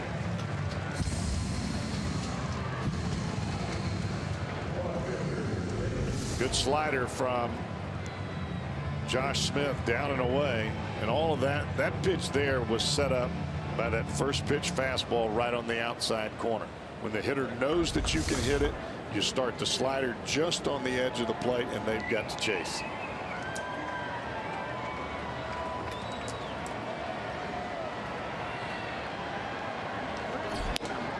Well, a big dark cloud coming over the ballpark, and there's some big raindrops dropping right now too. Not raining, it's just like one drop at a time. Big swing by Davis, who bounced into a double play and singled to center. 2 away here in the 5th. For the A's, 4 runs, 7 hits, no errors, 3 left. A run, 6 hits for the Reds, but 6 left on base. 2 2-run home runs have fueled the Oakland offense. Big swing and a foul ball way up to the second deck behind home plate. Yeah, you watch Chris Davis swing, and it reminds you of a softball hitter trying to hit the ball into the second deck. He stands straight up, holds his hands right about the letters, and yet when the ball comes, that front left foot is heading towards third base.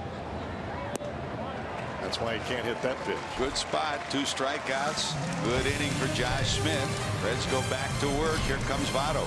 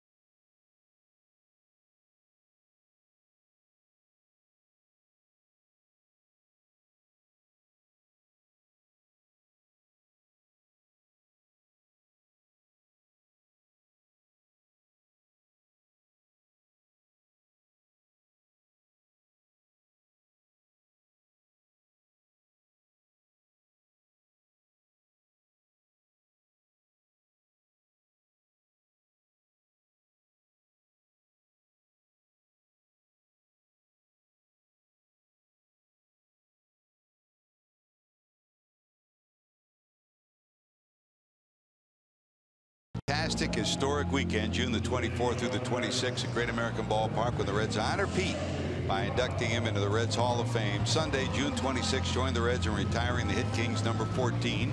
For tickets, call 513-381-REDS or visit reds.com. What a great weekend that's going to be. Rick Walls and everybody at the Hall of Fame.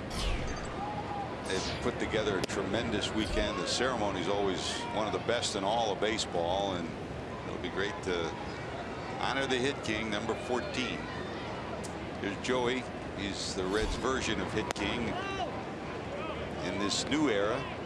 Singled his first time up and struck out as part of a double play. He struck out, and after Cozart had singled, Cozart was out trying to steal second and strike him out. Double play, throw him out. 1 ball, 1 strike. Hit hard, even against the shift. He still bangs it into right for a base hit. So the leadoff hitter's on for the Reds here in the 5th, and here comes Brandon. Growing up, what do you remember most about Pete Rose? The slide. Yeah. And in the 3rd, the flying slide. The head first slide. You know, you were a shortstop, so I mean, you were you weren't a home run hitter. You were a singles hitter. I just liked the grit. Yeah. You know, the football mentality, playing the game of baseball, and just the competitive aspect. And so many times you watch Pete at the plate, balls in, out, up, down, he's fouling pitches off, and I mean, just the grimace and the grind in his face. I mean, that just does it. Bob Melvin has made his move to the mound. That'll be it for Kendall Graveman. He'll exit with a 4-1 lead. To the bullpen we go. Our Skyline Chili call to the bullpen. You're watching Reds baseball on Fox Sports Ohio.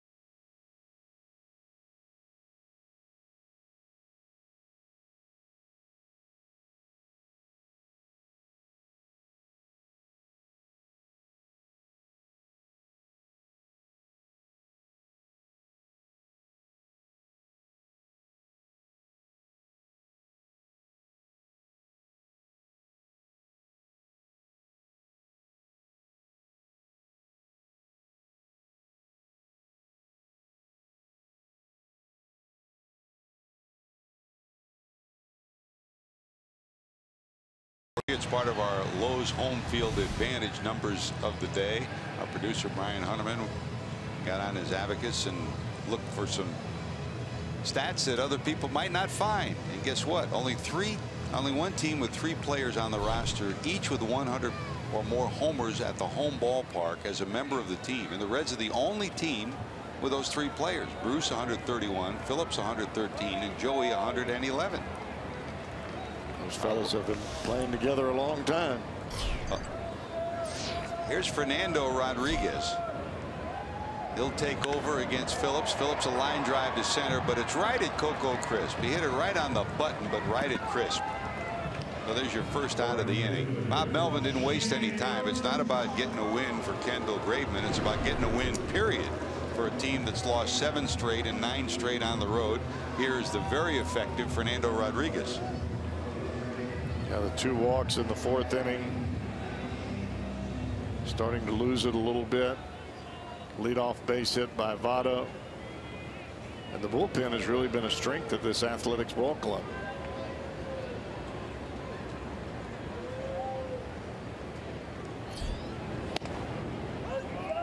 There's Jay. Fly to center and struck out looking. And you add that to the fact that Rodriguez in his last 7 ball games, he's only allowed 1 earned run. He's been very tough on right-handers. They hit only 100 against him, but left-handers over 300 on the season. And usually when he comes in, it's for more than just an inning or a batter or two. He'll be a 2-inning pitcher, so he's probably going to bridge it for a couple of innings.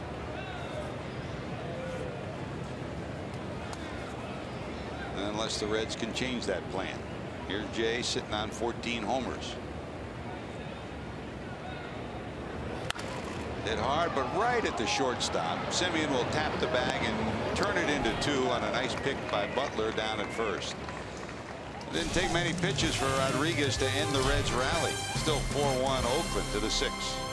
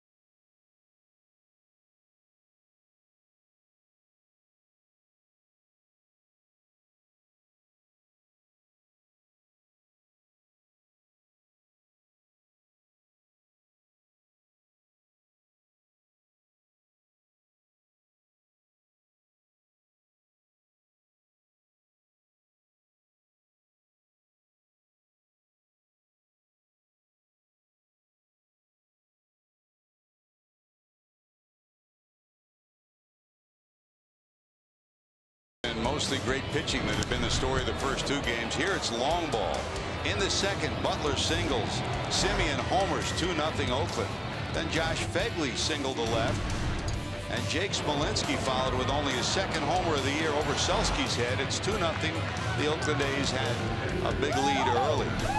The Reds bounce back with a big swing of their own. Ramon Cabrera doubled, chasing home Selski. That's the lone run that the Reds have. It's a 4-1 ball game. Reds have stranded 6 through the first 5, and we go back to work in the 6th. Butler leads it off. Josh Smith had a clean 5th, fly ball and 2 strikeouts. There's Butler's 2 for 2, his first start of the series. He's a career hitter around 300.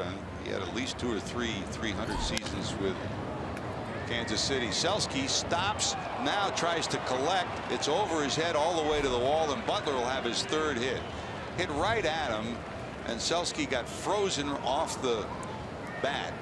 That 1-step delay allowed the ball to sail over his head for a 2-base hit. The leadoff hitter's in scoring position.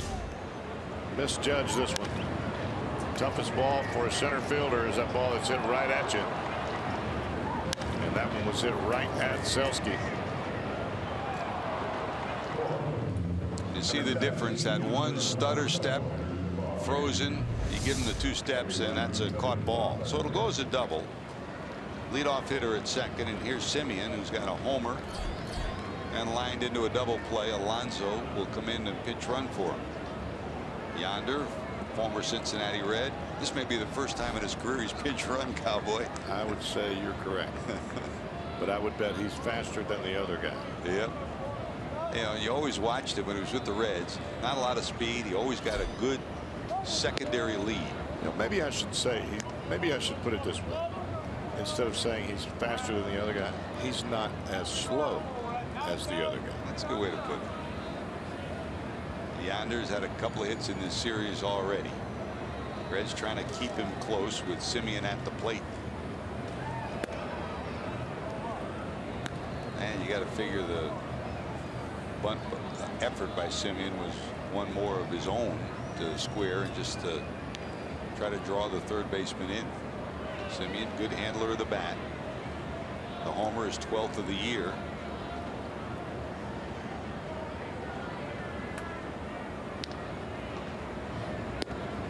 That's a strike. 2-1. He joined us late. John Lamb, 4 innings, 7 hits and 4 runs. He allowed the 2 home runs. 77 pitches. He was lifted for a pinch hitter. Never really got into a group.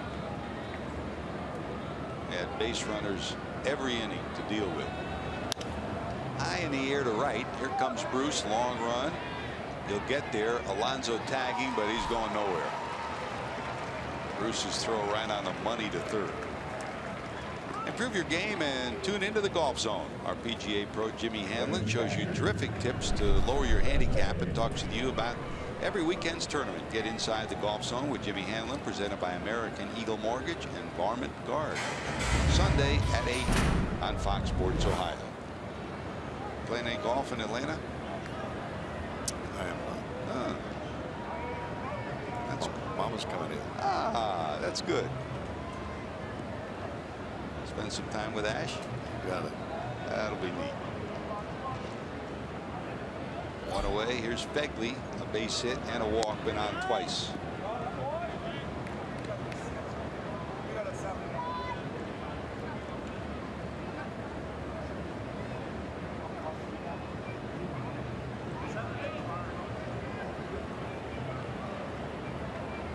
Reds play the infield pretty much straight away. This one, high fly ball to right. Alonso's tagging. Bruce at the warning track, and Alonso will advance to third easily this time. Put 2 away, runner at third, and here's Smolinski, who clubbed his 2nd homer of the year, picked up his 7th and 8th runs batted in of the year. Very versatile outfielder. Down at Nashville, which is now their AAA team. Still seems strange to say Nashville is the AAA team of the Oakland A's. He played all 3 outfield positions. You got to plan a little bit ahead of time if you're going to call somebody up for that day's game. It's not like they can drive up from Louisville as the Reds have. Reds have been blessed with Indianapolis and Louisville as their AAA affiliate. You can get somebody here pronto. By the way, Louisville did defeat Santa Barbara today 3-0 after losing 5-3 yesterday, so that best of 3 super regional series tied at 1. Game 3 tomorrow.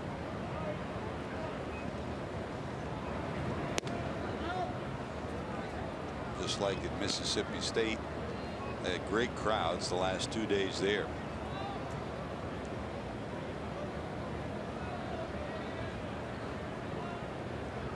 One ball, 1 strike.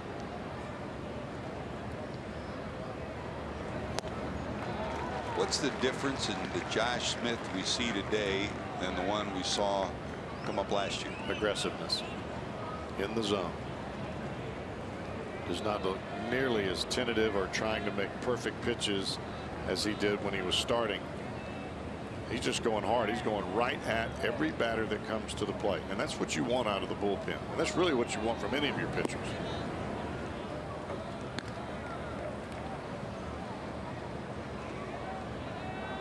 2 balls, 2 strikes.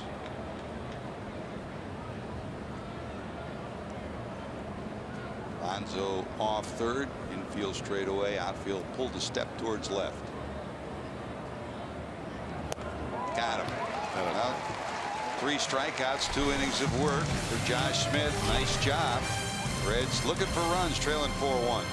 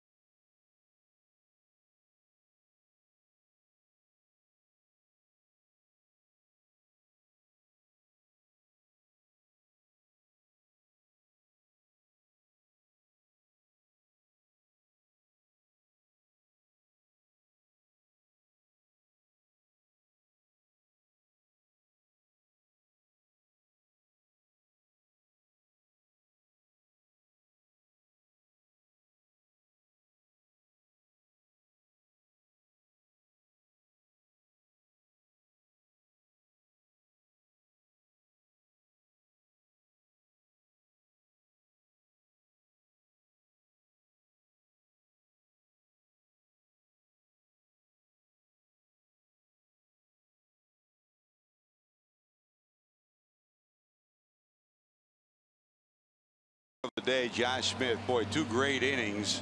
Cowboy, he was outstanding. Very aggressive in the zone. Even with the misplay in center field, he came back, got 3 consecutive outs, and stranded the runner at third base. By the way, we just got a correction. We beg your pardon, but we were given a score of 3-0. The Louisville game, the end result of the Louisville game, they lose it 4-3 in the 9th inning. UCSB scores 4 runs on a walk-off grand slam home run. So Louisville not winning in game 2. UCSB wins it 4-3, a stunning defeat. And Cowboy, what a difficult ending for a team that had just a tremendous year this year. Yeah, it's amazing looking throughout college baseball at these super regionals. The #1 seeds, or the higher the national seeds, are having the most difficult of times. It's a testament, I guess, to the parity in college baseball too. Yeah, well, it just tells you about the game. We see it up here on a daily basis, but it resonates in college baseball too. That's why you play the games. Every day that you suit up, you've got a chance to win. So the final today, the Gauchos, University of California, Santa Barbara 4, Louisville 3. UCSB won yesterday 5-3, so Louisville eliminated, losing the first 2 of the best-of-3 series. That got him on the arm. So Suarez with 1 out will march down to first, and that'll bring up Selski. Like Rodriguez was trying to run this ball in on the hands of Suarez, and it just took off.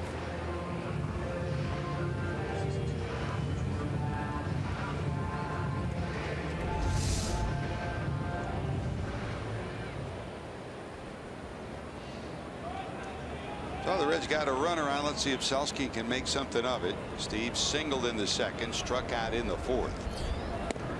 That pitch is up high.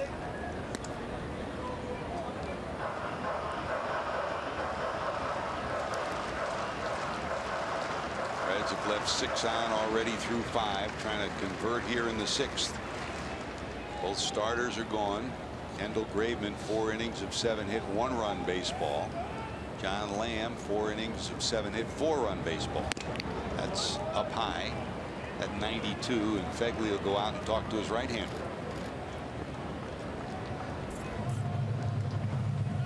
Hey, Reds fans, be part of history June 24th through the 26th when Pete Rose is inducted into the Reds Hall of Fame.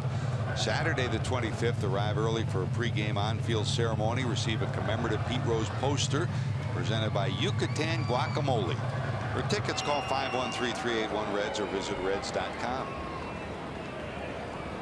Hope you come down to downtown Cincinnati and be part of a great weekend. High fastball, swing and a miss, 2-1. Now that's the one bad swing I've seen from Selski. You're looking for a 2-0 fastball, and you get a fastball up and out of the strike zone. That's the part about being in the big leagues. You have to look in one spot. If it's not there, you don't swing.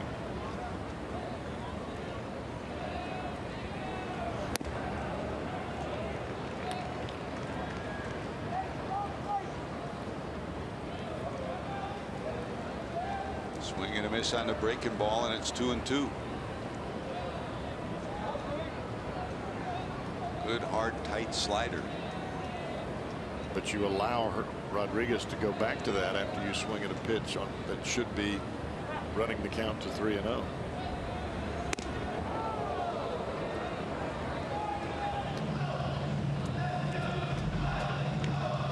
So here we go, 3-2. Selski steps out, takes a look at Hatcher. The runner Suarez down at first.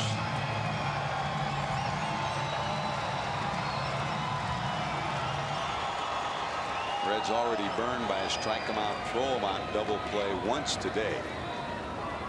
Suarez short lead. Not going. Hit hard, but right at the shortstop. They'll get one at second on to first, and they'll turn a double play. Well, the Reds have made the double play so effective in this series, but today it's been Oakland double plays that keep them in a 3-run lead.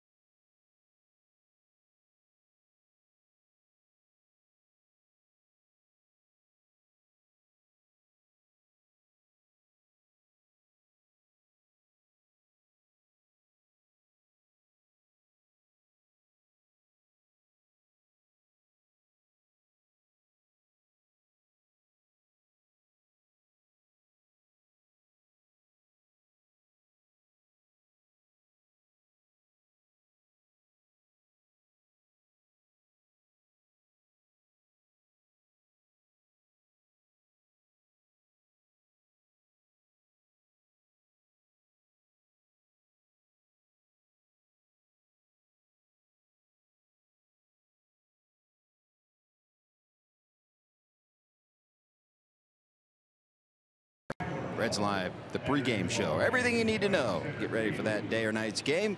Is presented by Ray St. Clair Roofing. After the game, the Reds are off to Hotlanta, and it's a 4-game set there. Daniel Wright will indeed take the start from Alfredo Simon. Simon now in the bullpen. Wright will get another start, followed by Finnegan, DeSclafani, and Straley. They'll face Blair, Tehran, Norris, and Whistler. We're on the air for all 4 games in Atlanta, and indeed it is Hotlanta, George and Cowboy. 90 plus, might even be a heat index over 100 degrees. Well, that heat index is definitely over 100. You can book that. What do you think, JD? Could we invoke the Gordy Coleman rule with the golf shirts down there? I'd like to invoke the Jim Day rule, shorts as well. How would that go over? Probably not well. We'll get a shot of that if you do it. Yeah, you know that. especially of my white, ugly legs. Really pale legs. Here's right A.J. now. Morris. He'll take over. Josh Smith, 2 solid innings, 2 strikeouts in the 5th, another strikeout in the 6th. Morris will take over, and here comes Butler to pinch hit in the pitcher's spot as we start the top of the 7th. Butler started 1 game, great speed, and a better than average bunter. Not a great bunter. With his speed, his speed is comparable to Billy Hamilton. Not Billy Hamilton's speed, but if he gets on, he's got tremendous base running ability. Overall at 248. 1 ball, 1 strike.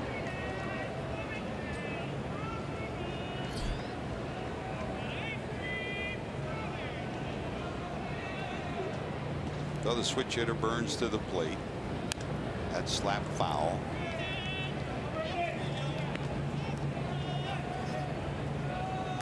A's still have some power left on the bench. Tyler Holt will enter the game for the Reds.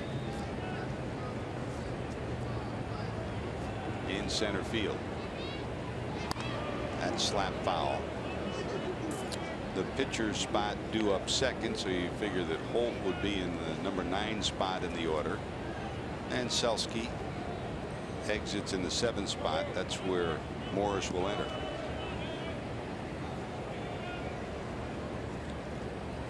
One ball, 2 strikes. Suarez. And Burns is retired, so the switch hitter retired. Vogt is still available on the bench. So is Muncy, 2 left-handed swingers, and Langendorf as well, the right-hander on the bench.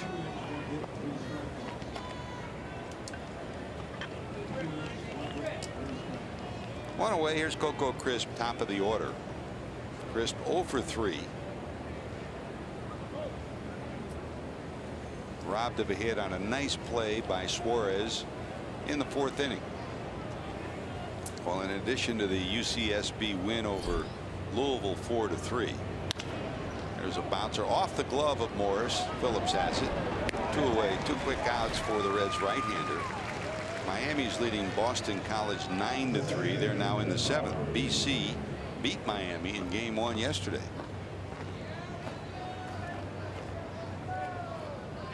All trying to head to Omaha. What do you remember most about the moments that you talk about sharing a baseball and thinking back on great moments? Just going to Omaha is special, isn't it? Yeah, it is, George, especially at that age. That first time when you walk into the stadium. Old Rosenblatt. It's kind of like being a big leaguer and walking into old Yankee Stadium or walking into Fenway or Wrigley. You realize this is what it's all about. This is where big leaguers have been for decades, except at this, in that level, it's the college players.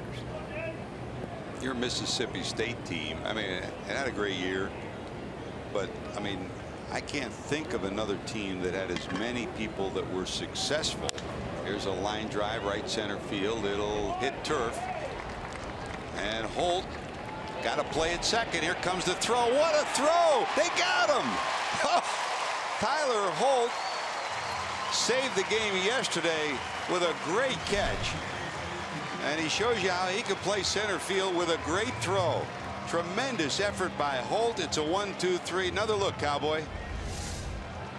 The ball gets by Jay Bruce. Holt spins and throws a dart to second base. A perfect hop. Nice play by Cozart. And Jed Lowry's got to be thinking, what just happened here? Who serve to protect in our local police and fire departments. For the Reds, trying to keep it close. Please help us honor these brave men and women and all our veterans of service, and welcome musician second class Laura Carey as she leads us in the singing of God Bless America. God bless America, land that I love. Stand beside her and guide her through the night with the light from above. From the mountains to the prairies to the oceans wide with foam. God bless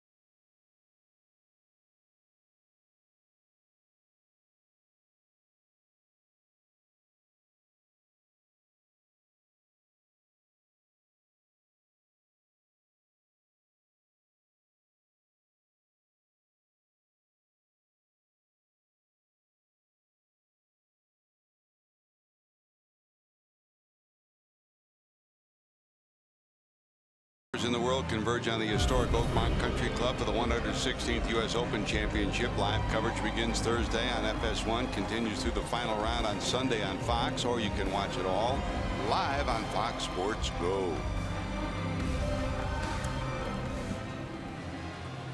Tyler Holt, a brilliant play to rob Jed Lowry of a possible double. And the Reds will try to go to work in the bottom of 7. 3 more cracks at this Oakland bullpen. Here's John Axford, his second appearance of the series.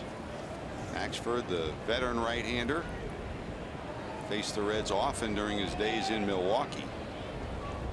He'll face Cabrera, then Holt, then top of the order Cozart. Pitched pretty good in his ball game the other night for Oakland, but Axford in this ballpark, I'm sure he'll be ready to leave when it's time for this game to be over. It has not been pretty for him in his career here at Great American Ballpark.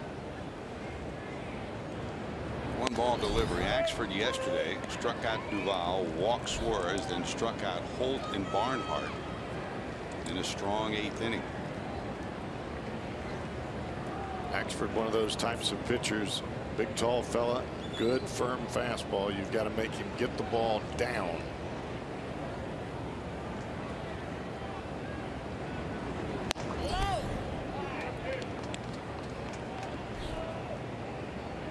Cabrera today 2 for 2, doubled in the Reds' run back in the second.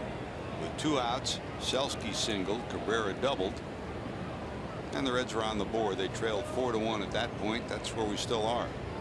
In the 4th, he singled to put runners at 1st and 3rd for the Reds.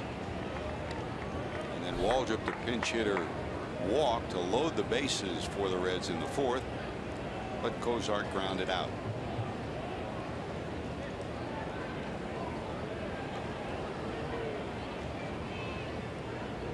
Two.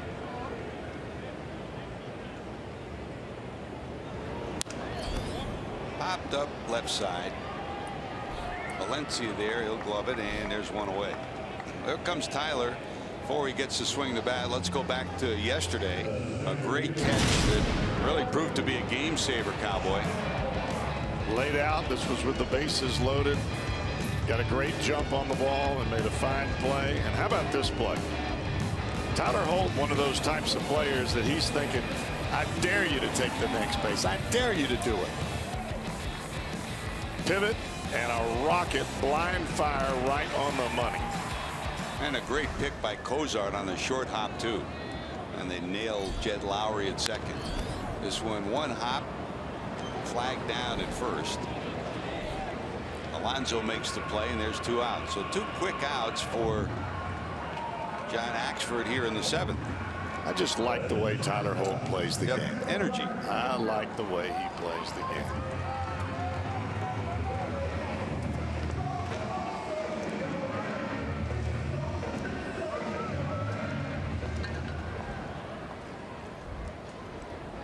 You know, everybody leads in different ways. Some players lead vocally, some players lead by the way they hit, some players lead by the way they pitch.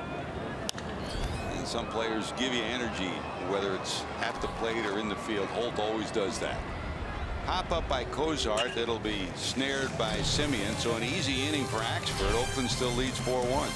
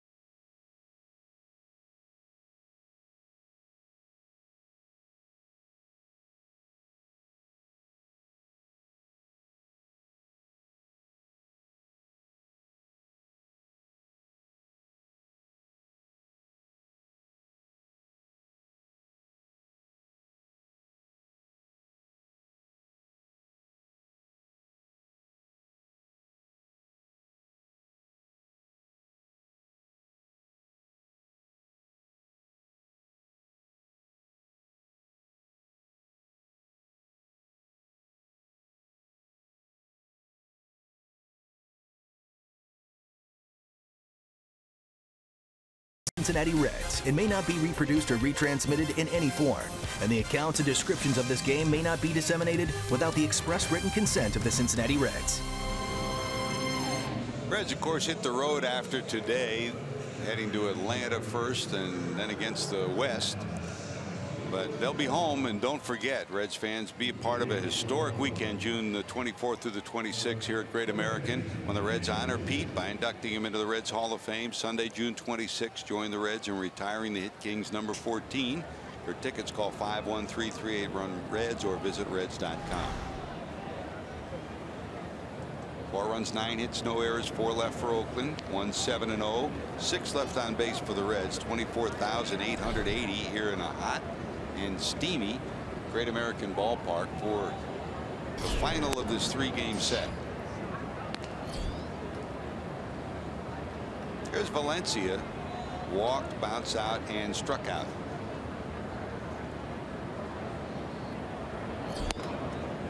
John Lamb started 4 innings, 77 pitches. He allowed 7 hits and 4 runs, struck out 1, walked 2.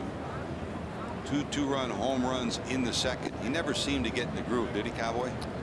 No, it just didn't seem as though he had, whether it be the right mental framework or if it was just he was feeling for release point, but it just never seemed as though he got it going in the right direction. And you're going to have those days. Down to third, but foul.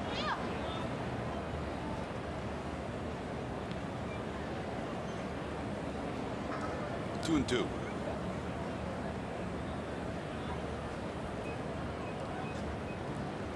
Josh Smith, 2 effective innings of relief with 3 strikeouts, did allow 1 hit, no runs. And Morris, benefiting from the great play by Holt in center, escaped in the 7th. This one hit deep to left. Back is Duval looking up. Forget it. That's going to be about 20 rows deep. And it's a 5-1 lead for Oakland. Valencia's 10th homer and 24th run knocked in on the season.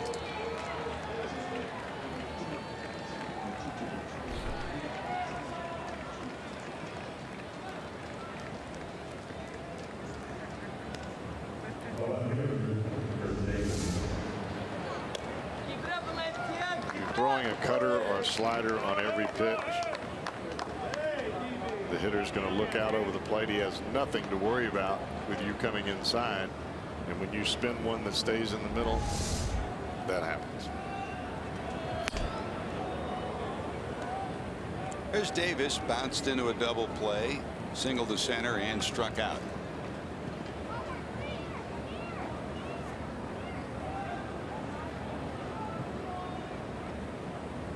Yonder Alonso on deck.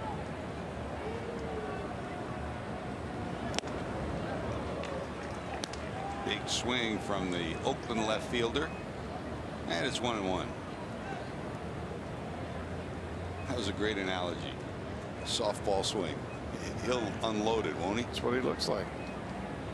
Just trying to hit it over the fence on every swing. There is no 2-strike approach.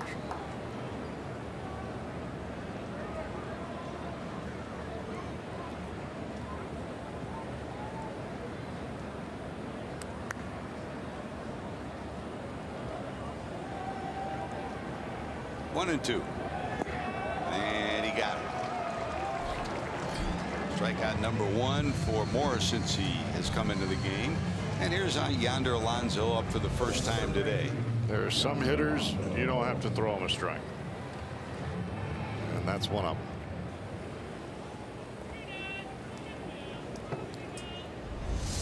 Talked a lot about Dan Straley pitching against his former team.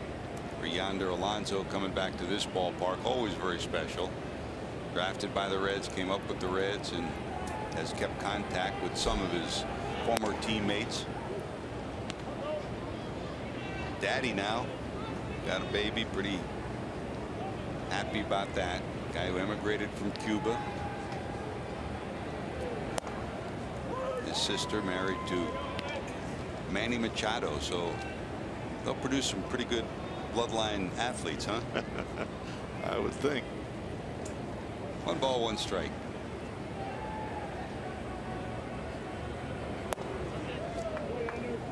Now you mentioned Selski, and if you look at their minor league careers, they both came along pretty similar fashion, and they both are similar kinds of hitters. 2-1.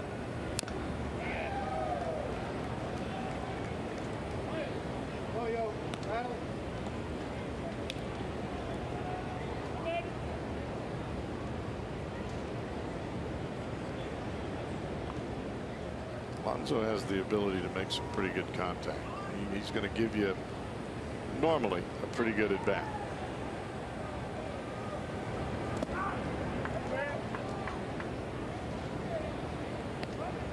And there's some young players that get to the major leagues without a sense of what it takes to be a major leaguer. He's one that was on the accelerated path, both as a high school player and then at the University of Miami. First time you talked to him, you knew he got it.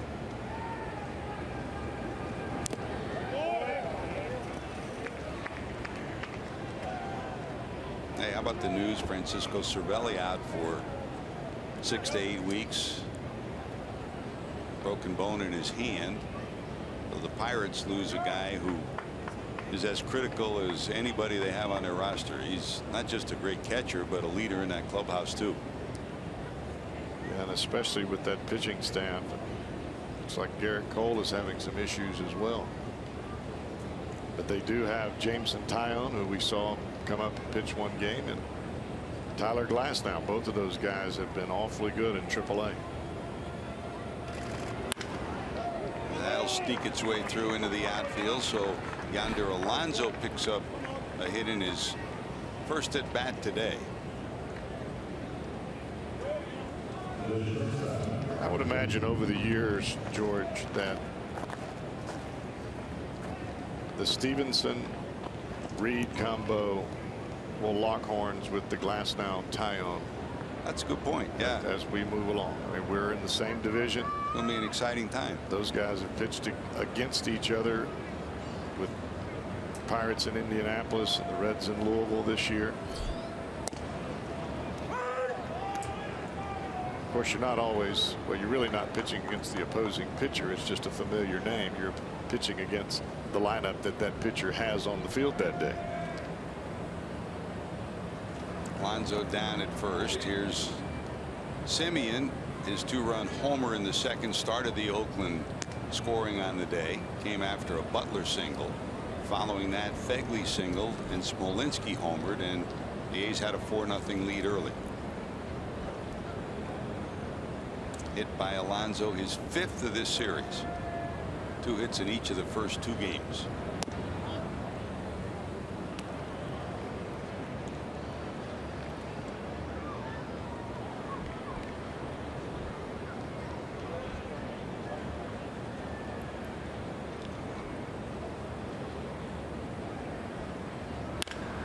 Ripped into left. Duvall will try to cut it off. He will. That'll hold the runner at second. Good job by Duvall. And what looked like it was heading into a second and third situation with 1 out.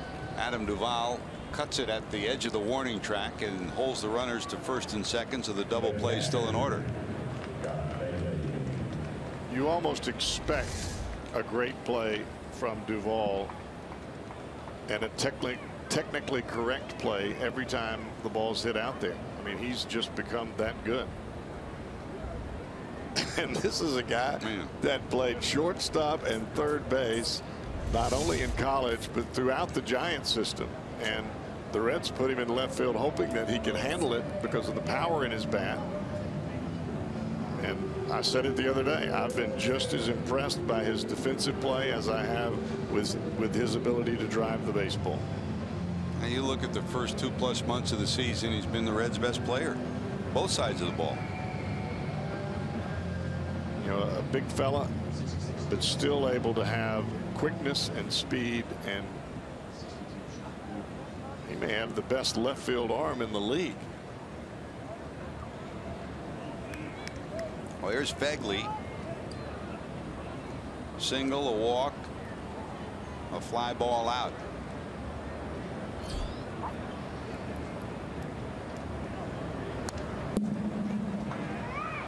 foul for strike one. The Reds got a ground ball double play to get out of trouble in the first. A line drive double play to get out of a 2 on base situation in the third. They could use another one here.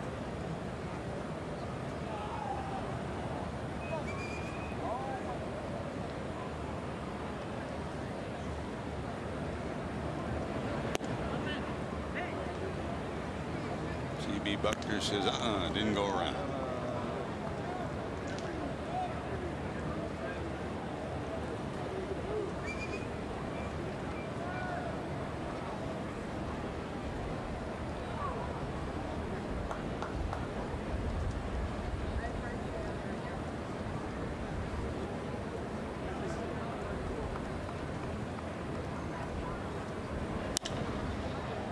Center, Holt backtracking, tagging at second, going to third will be Alonso, so it'll be first and third with 2 away.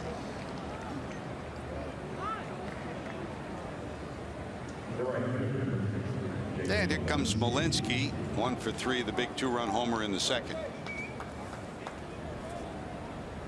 Looking ahead to the bottom of the 8th, Votto, Phillips, and Bruce due up. The road gets steeper after the leadoff home run by Valencia here in the 8th.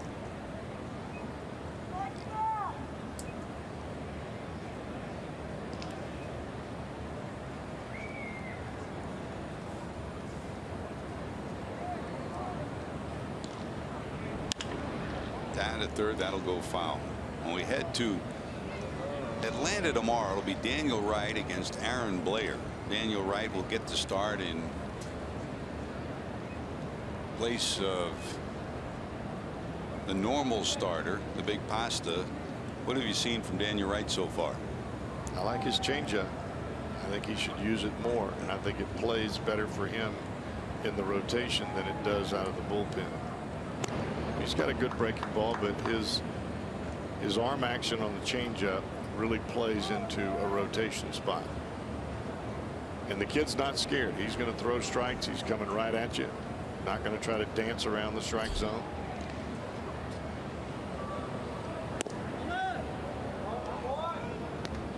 Strike one delivery misses, 1-1. I think pitching out of the bullpen for Daniel Wright makes him go away from his changeup a little bit, and I think in the rotation he uses it a lot more when he starts. A little low, and it's 2-1. Reds rebuilding their rotation. Certainly the Atlanta Braves you'd put in the same category. They have a host of young pitchers coming through their pipeline that they hope will be ready in the next couple of years. There goes the runner. Here's a bouncer down to third. Suarez has it, and that'll take care of the inning. But a leadoff homer by Valencia gives the A's a 4-run lead. Here comes Joey.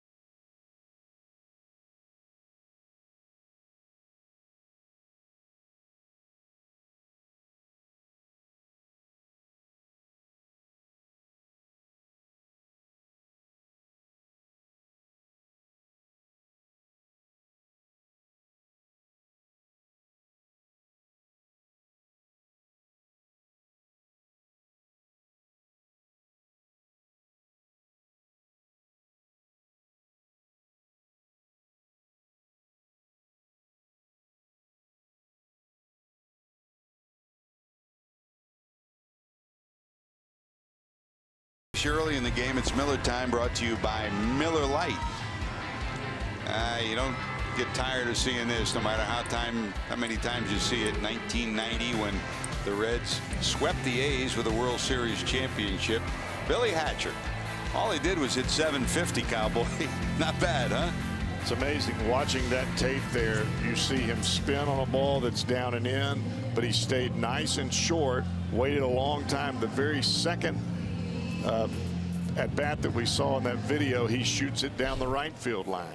Being able to spray the ball around, especially on that turf, that's how you get it done. Had a great NLCS to boot, and hit 750 in the World Series. Here's Sean Doolittle, who takes over in the 8th. He'll face Votto. Left-hander has only allowed 1 earned run in his last 14 appearances. This is his 30th appearance for the A's in 16. Votto 0 for 2 against him in their previous matchups. Saved 3 of the 4 games he's been called upon to save a game. His 30th game of the season. Joey tries to hold up on that swing. For a while there, he was the A's closer.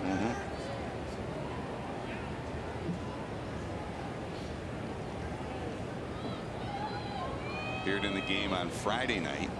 First time the Reds have seen him, that was back in 2013. That's way high.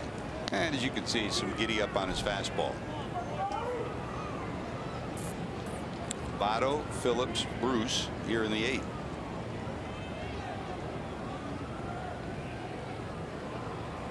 Two balls, 2 strikes, no shift against Joey here. You got him. You gotta like a guy that comes into the ball game out of your bullpen, highly aggressive, believes in his stuff, and says, here it is, see if you can hit that.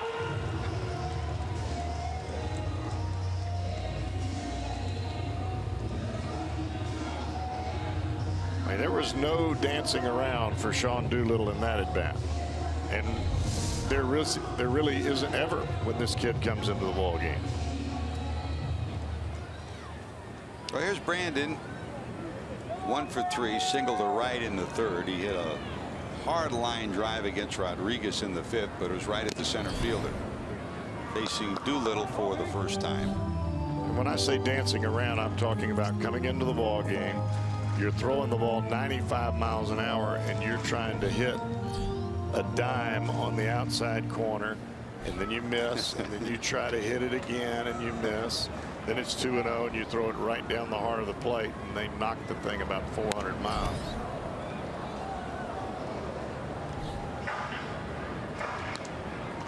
The element of surprise is on your side if you're aggressive in the strike zone and down.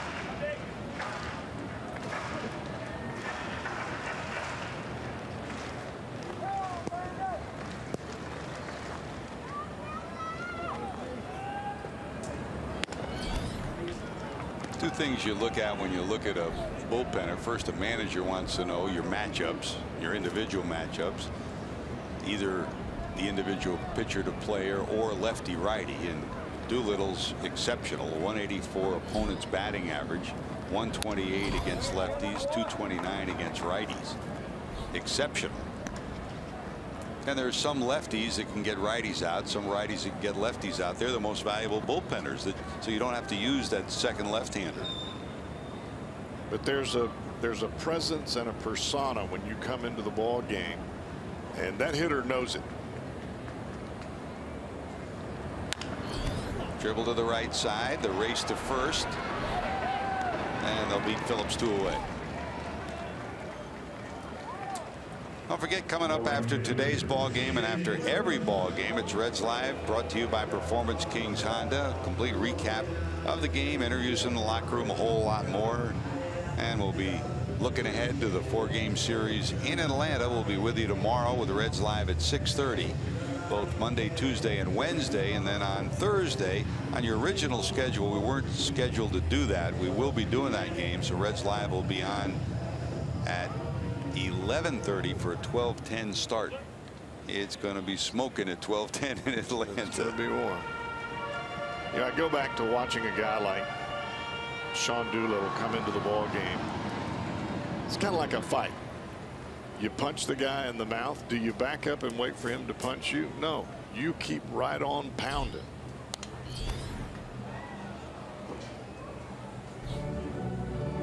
Here's Jay facing this lefty for the first time.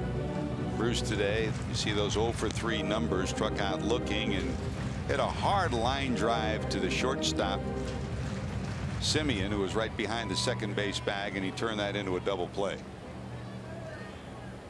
They overshift against him with no one on here in the 8th.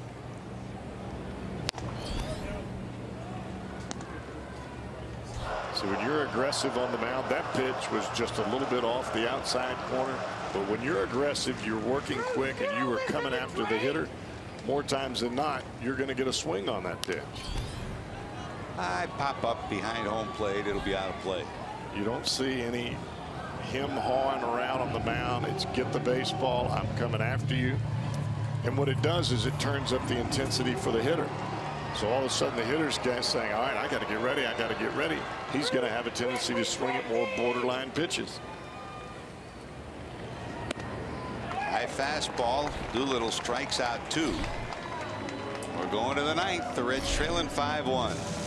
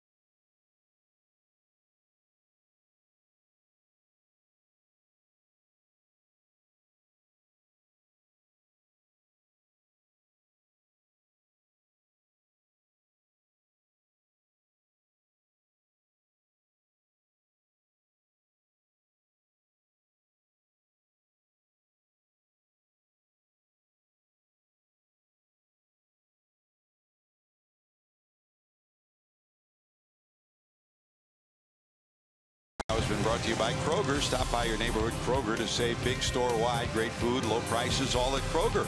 And by Toyota. For over 30 offers, visit buyatoyota.com. Toyota, let's go places.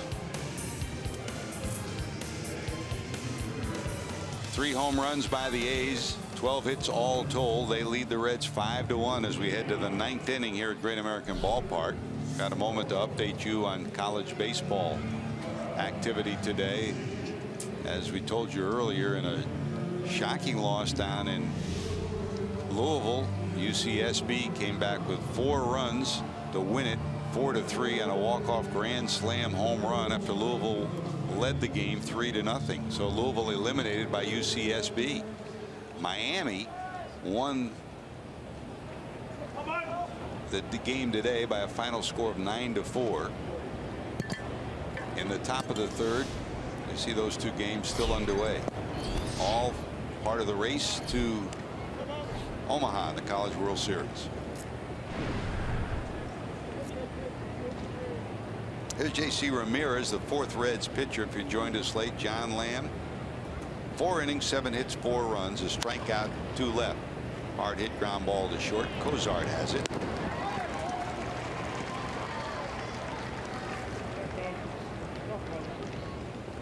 Muncy hitting in the pitcher's spot, grounds out. There's one away here in the 9th. Back to the top of the order. The switch hitting Coco Crisp will face the big right-hander.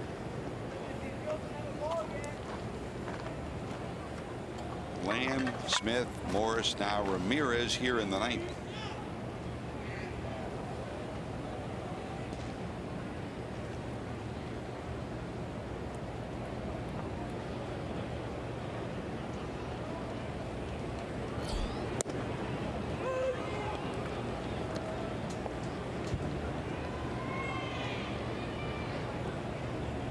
Coco in that 0 for 4, robbed of a hit on a nice play by Suarez back in the 4th. Under the glove of Ramirez into center field, and that's his first hit of the day. But Coco's on with 1 out here in the 9th. As you look to the bottom of the 9th, Duvall, Suarez, then the pitcher spot due up for the Reds, who trail by 4.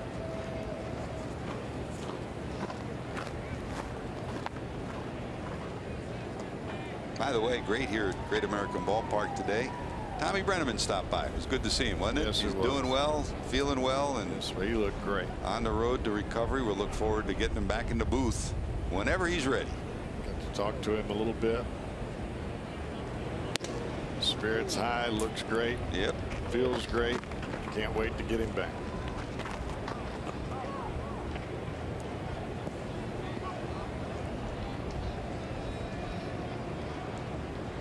Thank God for modern medicine. Got that right. Here's Lowry hitting in the number 2 spot. He's 2 for 4. Singled in the 1st.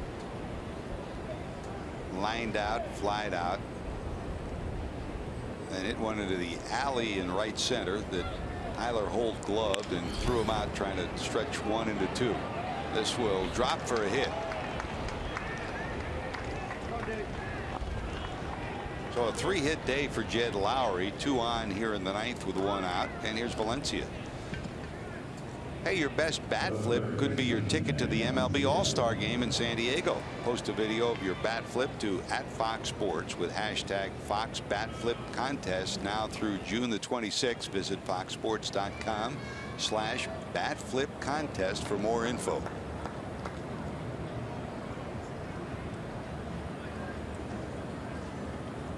Hard to believe it was a year ago that the Reds were preparing for the All-Star Game. What a special moment. I mean, you talk about the All-Star appearances, the postseason appearances, an All-Star Game, very special. I think it was phenomenal the way the city collectively came together, the businesses along with the Reds, and just the way the presentation was to the national audience. I just don't know that anyone has done it better.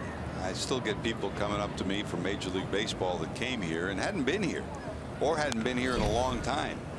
And they were just amazed by the ballpark, by the downtown area, by how welcoming people were, helping them during that 3, 4, 5 day period here. It was a neat time, and you couldn't ask for more. The Home Run Derby sure was a high point of the year, not just the week.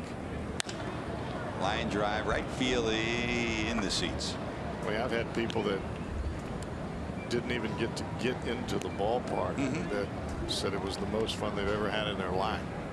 I mean, that just tells you something about the extracurricular activities that were going on outside of the ballpark and all through downtown. And they made the Fan Fest inclusionary, and there's a swing and a miss. Valencia did get a piece of it. 0-2. And San Diego will go through the same feeling, although a little different city, a little different layout. I would imagine that as time goes on, there will be teams looking back to the Reds to figure out exactly how they got it done. Yep. I mean, every city is different. Every city brings challenges. I mean, here everything was in the downtown area, which is great. San Diego will be spread out a little more. Here's another look at the strikeout for Ramirez, up and in and above the strike zone. So 2 away, and here comes Davis. Davis, 2 strikeouts, a single, and a ground ball double play.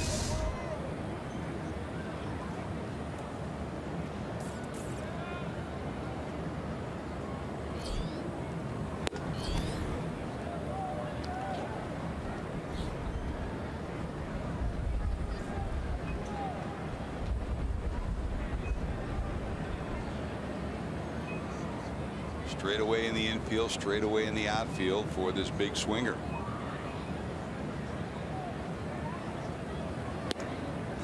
And he's still swinging big.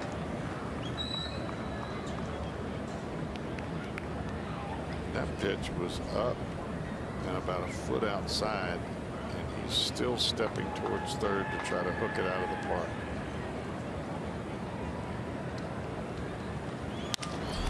Line into center. Here comes Holt charging. Here comes the runner around third. Throw all the way to the plate. Will not be in time. And there'll be runners at first and third. The Oakland A's play add-on in the ninth inning. Now lead it 6-1 on the base hit by Davis. His 37th run batted into the season. Fastball down and away, and this time Davis puts a pretty good swing on it. And I'm not sure that Tyler Holt could have gotten the base runner even with a perfect throw. No. With 2 outs, runners moving on to contact.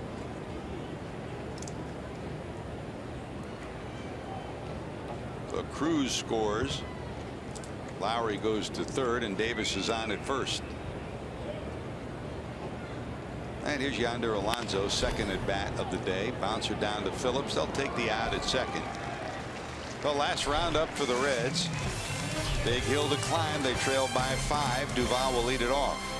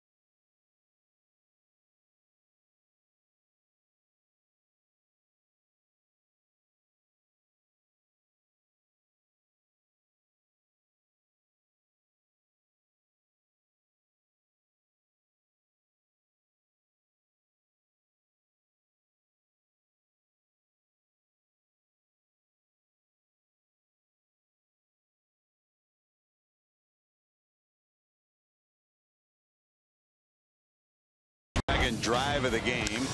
The A's took their lead back in the second inning.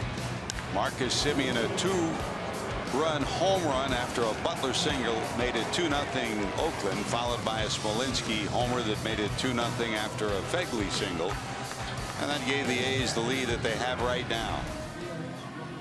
Semien showed us his glove in this series, and talking around Washington, the third base coach for the A's, one of the best infield coaches in baseball today, Cowboy. He told us that this young man's getting better and better each day, and we've seen him get better each day of the series. That's all you can ask for. Well, here's a familiar face in still another uniform, and finally he gets to pitch at Great American Ballpark. Ryan Madson. Yeah, Reds signed him for the 2012 season. Had to have Tommy John again. And he's finally making his first appearance in 2016 at this ballpark. Threw 1 ball game in 2013. Didn't pitch at all in 2014. Had to have another surgery. Pitched awfully well for Kansas City last year. Madsen came in. The Reds had hoped he'd be a major part of their bullpen. He went down in spring training before the season ever started and underwent surgery. It is amazing, though. You sign a guy that long ago, 2012. You think somehow he'll pitch that year, and he makes an appearance for an opposing team 4 years later. Madsen this year, 12 saves and 14 opportunities. Fastball right down Broadway, and Duvall just a bit tardy. mean, injuries can hit anywhere, but certainly when you shell out $13-14 million for a pitcher and that pitcher goes down, especially for a small market team, it really hurts. It hurts. Duvall strikes out 0 for 4 today. Here's Suarez, bounced out, walked, hit by a pitch. Well, the Reds bats have been quiet today. Oakland's have finally come alive. But the bottom line, the Reds have taken another series, 2 out of 3 against this Oakland team. And they've taken 3 of the last 4 series. 3 out of 4 against Oakland, 2 out of 3 against Washington, and then 2 out of 3 here. And they head to Atlanta for a 4-game set, and Houston and Anaheim. And the old-time baseball guy said, just keep winning 2 out of 3. You don't need 10-game win streaks to get back into it. There's a swing and a miss. So this bullpen has powered its way into the 9th inning. Second strikeout for Madsen. Another changeup. This one down and away. You can see the side spin on the baseball, but the release point and the motion to the plate looks just like that 96-mile-an-hour heater he threw on the first pitch. 9 Red strikeouts on this day, 2 away, and here's Ivan De Jesus Jr. pinch hitting in the pitcher's spot.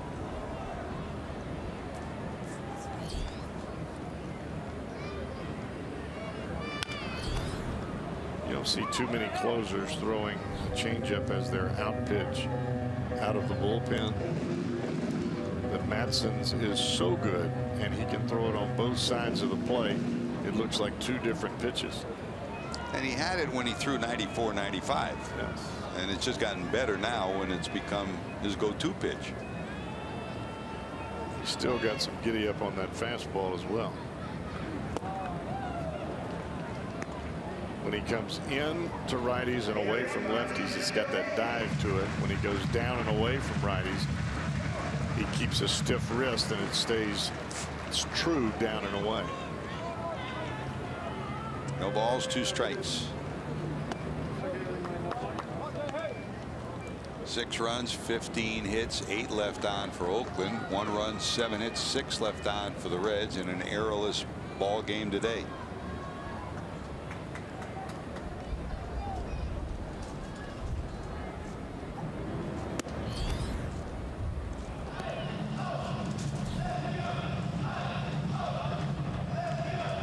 One time that was what you saw from Madsen pitch after pitch. Big fastball.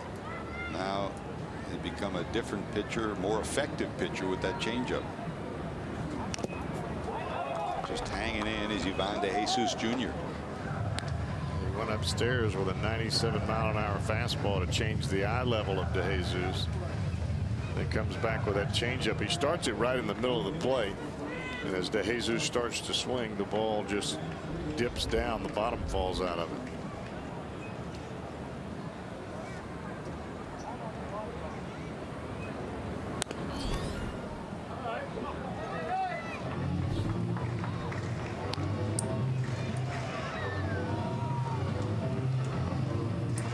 For the A's, they'll be glad to leave the road and head home. They take on Texas beginning tomorrow, and then Anaheim comes in, and then the Milwaukee Brewers will come in.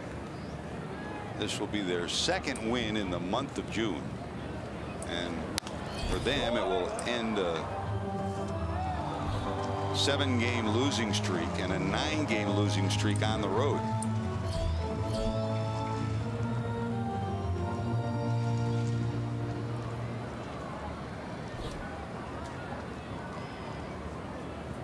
The A's swung the bats today, and they add on runs at the end of the ball game.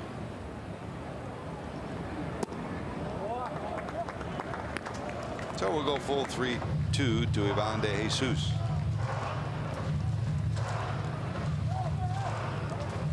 Kendall Graveman started, 4 innings, 7 hits, a run. Rodriguez, Axford, Doolittle, now Madsen.